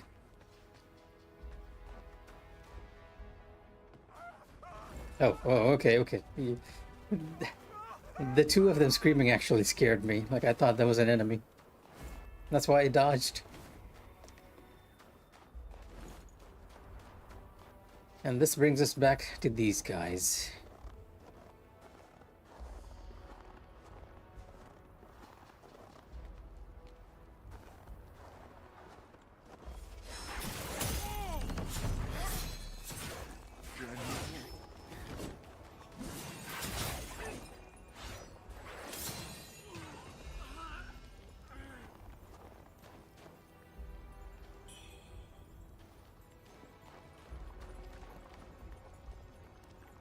The loose hair is on your left now.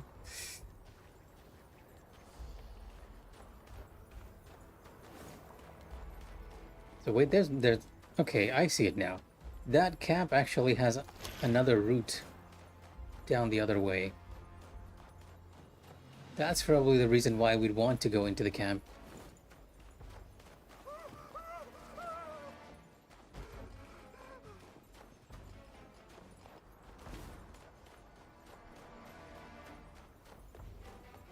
The other reason I want to try the verticals, the moving the HUD element stuff, by the way, is because I took your advice and tried vertical streaming, and I found that my computer couldn't actually handle both horizontal and vertical streaming at the same time, right? But I wanted to move my HUD elements for a vertical stream because most of the time you lose a lot of gameplay when you're doing a vertical stream. But if you can manually match the HUD and everything, I feel like it would make for a better experience than anything else.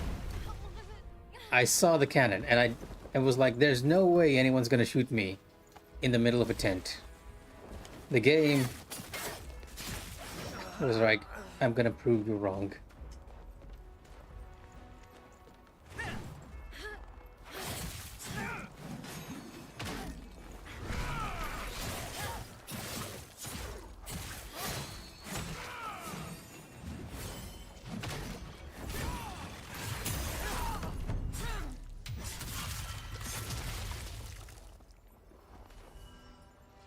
Oh, you got a key as well. And the thunderstorm. And the secret letter. Okay.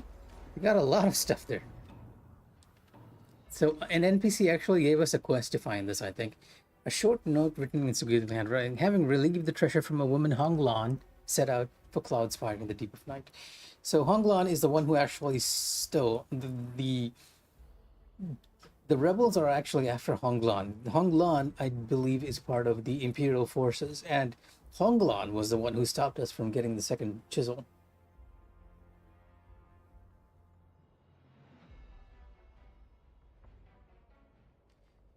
It looks like the rebels are actually after the chisel as well. Exactly that situation here, and I even saw the cannon, right? I see the cannon, and in my head I'm like, there's no way they're gonna have an enemy ambush you with that inside the middle of the tent. But then the shot came and blew me apart.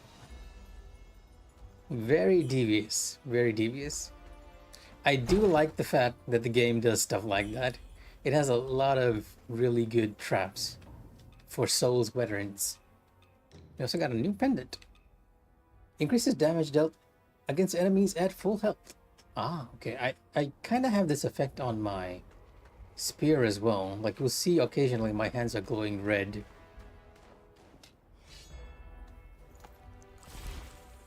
Which is an indication that my health, I'm doing extra damage. And here we are. This is the shrine I saw before. But there is a suspicious amount of blood in front of this shrine.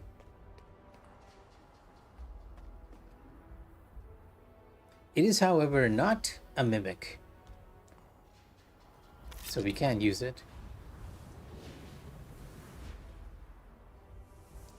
Because I believe the chisels are an ancient artifact.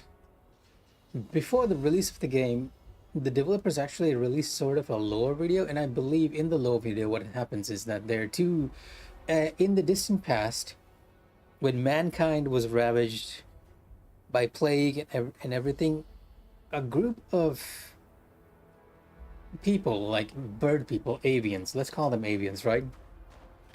Came down from the sky, from the heavens, and cured them, and they gave them knowledge and everything. But and this person actually had a 5-pointed star of swords, which looks a lot like the chisels, right? Like pieces of the chisels. Like if you think of a 5-pointed star, and if you put the end of this chisel on one point, that's what the artifact looked like. So after he helps all these people at the time, something happens to the people that come from heaven, right? They start getting corrupted, and the main leader sort of gets this vision that, hey, you guys need to become a human right now. If you don't, you're gonna go mad. And I believe that is the source of the feathering. Now, among those avians, or celestials, let's call them, since they came from heaven, there were a group of people who refused to become human. They didn't want to become the lower mortals, right? Those people, I believe, are the bow people, the avians that we see who are in control of themselves. But those who became human are the residents of the Shu, and we've actually met some NPCs who believe they are like descendants of that race. So anyways, when the whole thing happened, a conflict broke between the people who became human, or were about to become human, the Celestials, and the Avians, right? The bow people. And during that conflict, this artifact was shattered into pieces, and the chisel is a piece of that artifact. And as you can see, this is actually what allows us to revive each time we die. Like if you look at that last line, allows you to command time itself as the essence of reincarnation. It's because of this that each time we die, we reincarnate at the statue. And the different factions of the game seem to be going after this for different reasons. Hanlong, the general we met at the first castle, seems to be after this to either protect it or to give it to the emperor, because there's always a Chinese myth about the emperors seeking immortality, right? Yes, we are rewinding time. That is actually what allows us to go back to the shrine, and is technically why the enemies are reset each time we enter the dream, so to speak. The second faction, the rebels, if you know a bit about Ming history, Chinese history, or at least the Ming Dynasty at the end. Before the Manchurians came in and took over the center of the capital, two rebellions broke out. One was the rebellion that actually went into the city and led to the suicide of the king. The other rebellion happened in Sichuan, and that was caused by a general called Zhang Zhang Zhongzhang, something like that, right? I'm probably butchering that name completely. And this character was known for being like really cruel, right? If you look up the massacre of Sichuan, you'll probably see his name. And my understanding is that this character is the one that the rebels are following, right? Zhang Jian. I'm speaking this really wrong, right? Zhang Jian. It's spelled with an X, right? Anyway, Jiang, we'll call him that.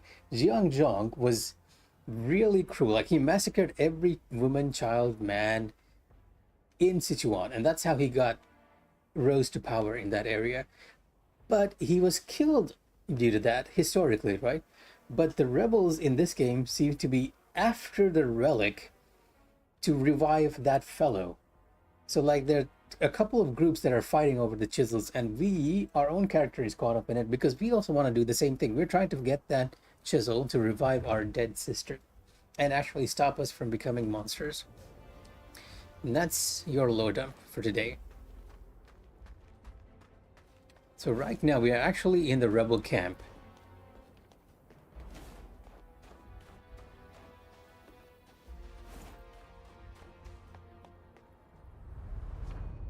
Like, you can even see it when she prays at the shrine. She's actually using this chisel right now. Zhang. I wish I could. I wish I had an NPC just tell me the name so that I can say it properly.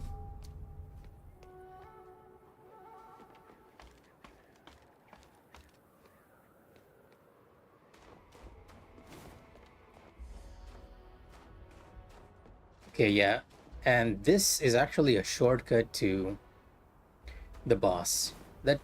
This is also another thing that the game is like really good at. Even though it feels like you might go for a long time without a shrine, whenever you reach a boss, there's a very, very high chance there's a shrine nearby.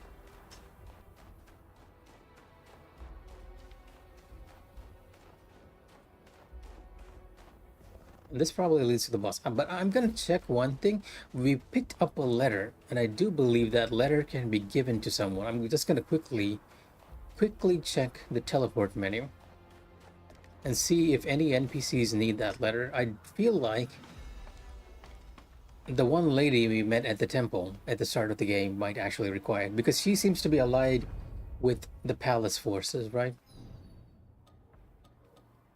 But that is not the case. We do not have any NPC we can talk to. So you know what? It's 1 a.m. so I'm gonna actually stop here. But before we stop, I'm gonna take a look at the boss behind the door. And to take a proper look at, I'm also going to equip the bone whistle, which allows us to summon an NPC to help us.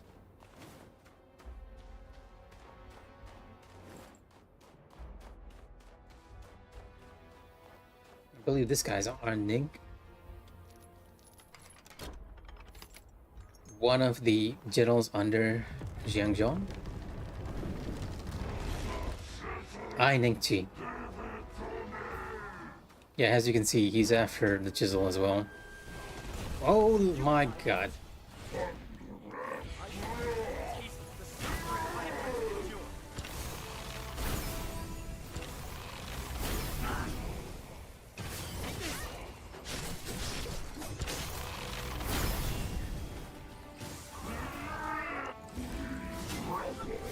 Oh, I need to.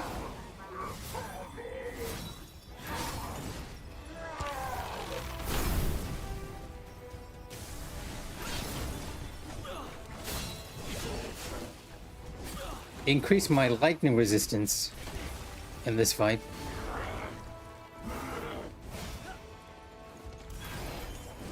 Oh, come on. You actually got away.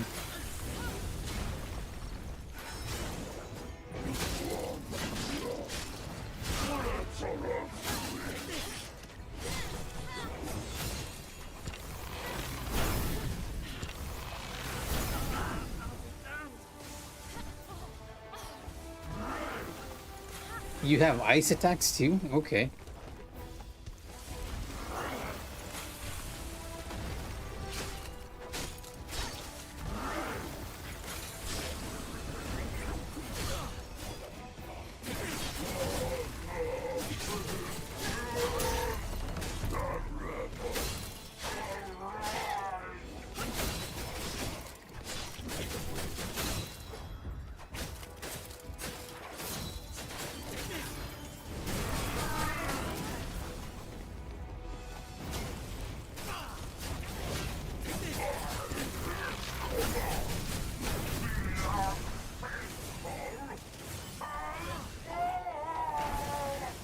This is like an entire Radahn fight right here. Please do not kill my NPC. Thank you very much.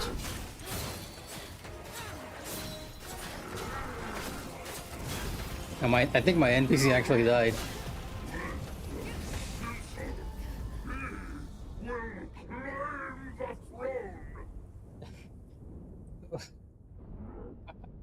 Okay, a bit easier than I was expecting. Probably because we actually went to the other areas when we are over leveled. And that NPC there actually taking the heat off us made things a lot easier. But, okay, let's stay in the sunlight for a bit, and I'm gonna change.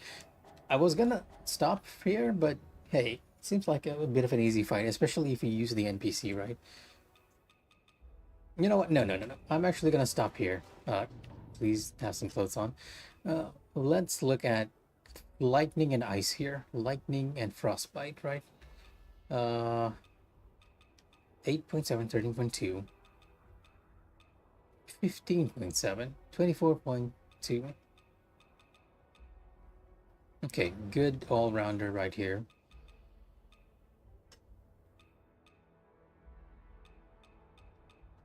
$24.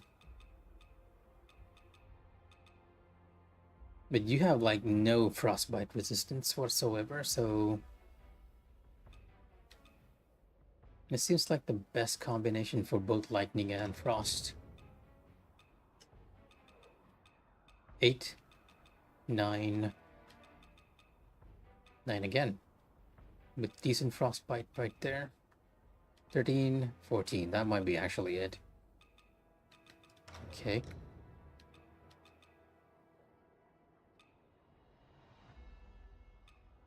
$13.7, 1, 8.9. This might be the best, but it doesn't have any frostbite resistance. We kind of need that too.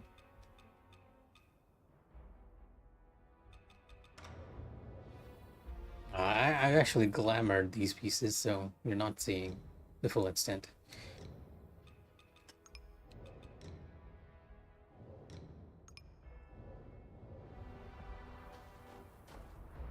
Not the most ideal of clothes to be wearing in this weather, to be honest. But yeah, you know what? I'm actually gonna call it for the stream. I'm gonna glamour this too because she looks really cold.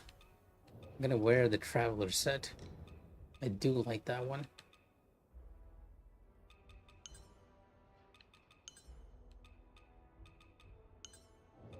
And give her the funny helmet. No, not really. I just think she looks cold, that's all. We are actually not affected at all. But you know what? Yeah, as I said before, I'm not going to summon the NPC. I'm going to learn the fight because it will help us at least a bit more on NG Plus when we get there.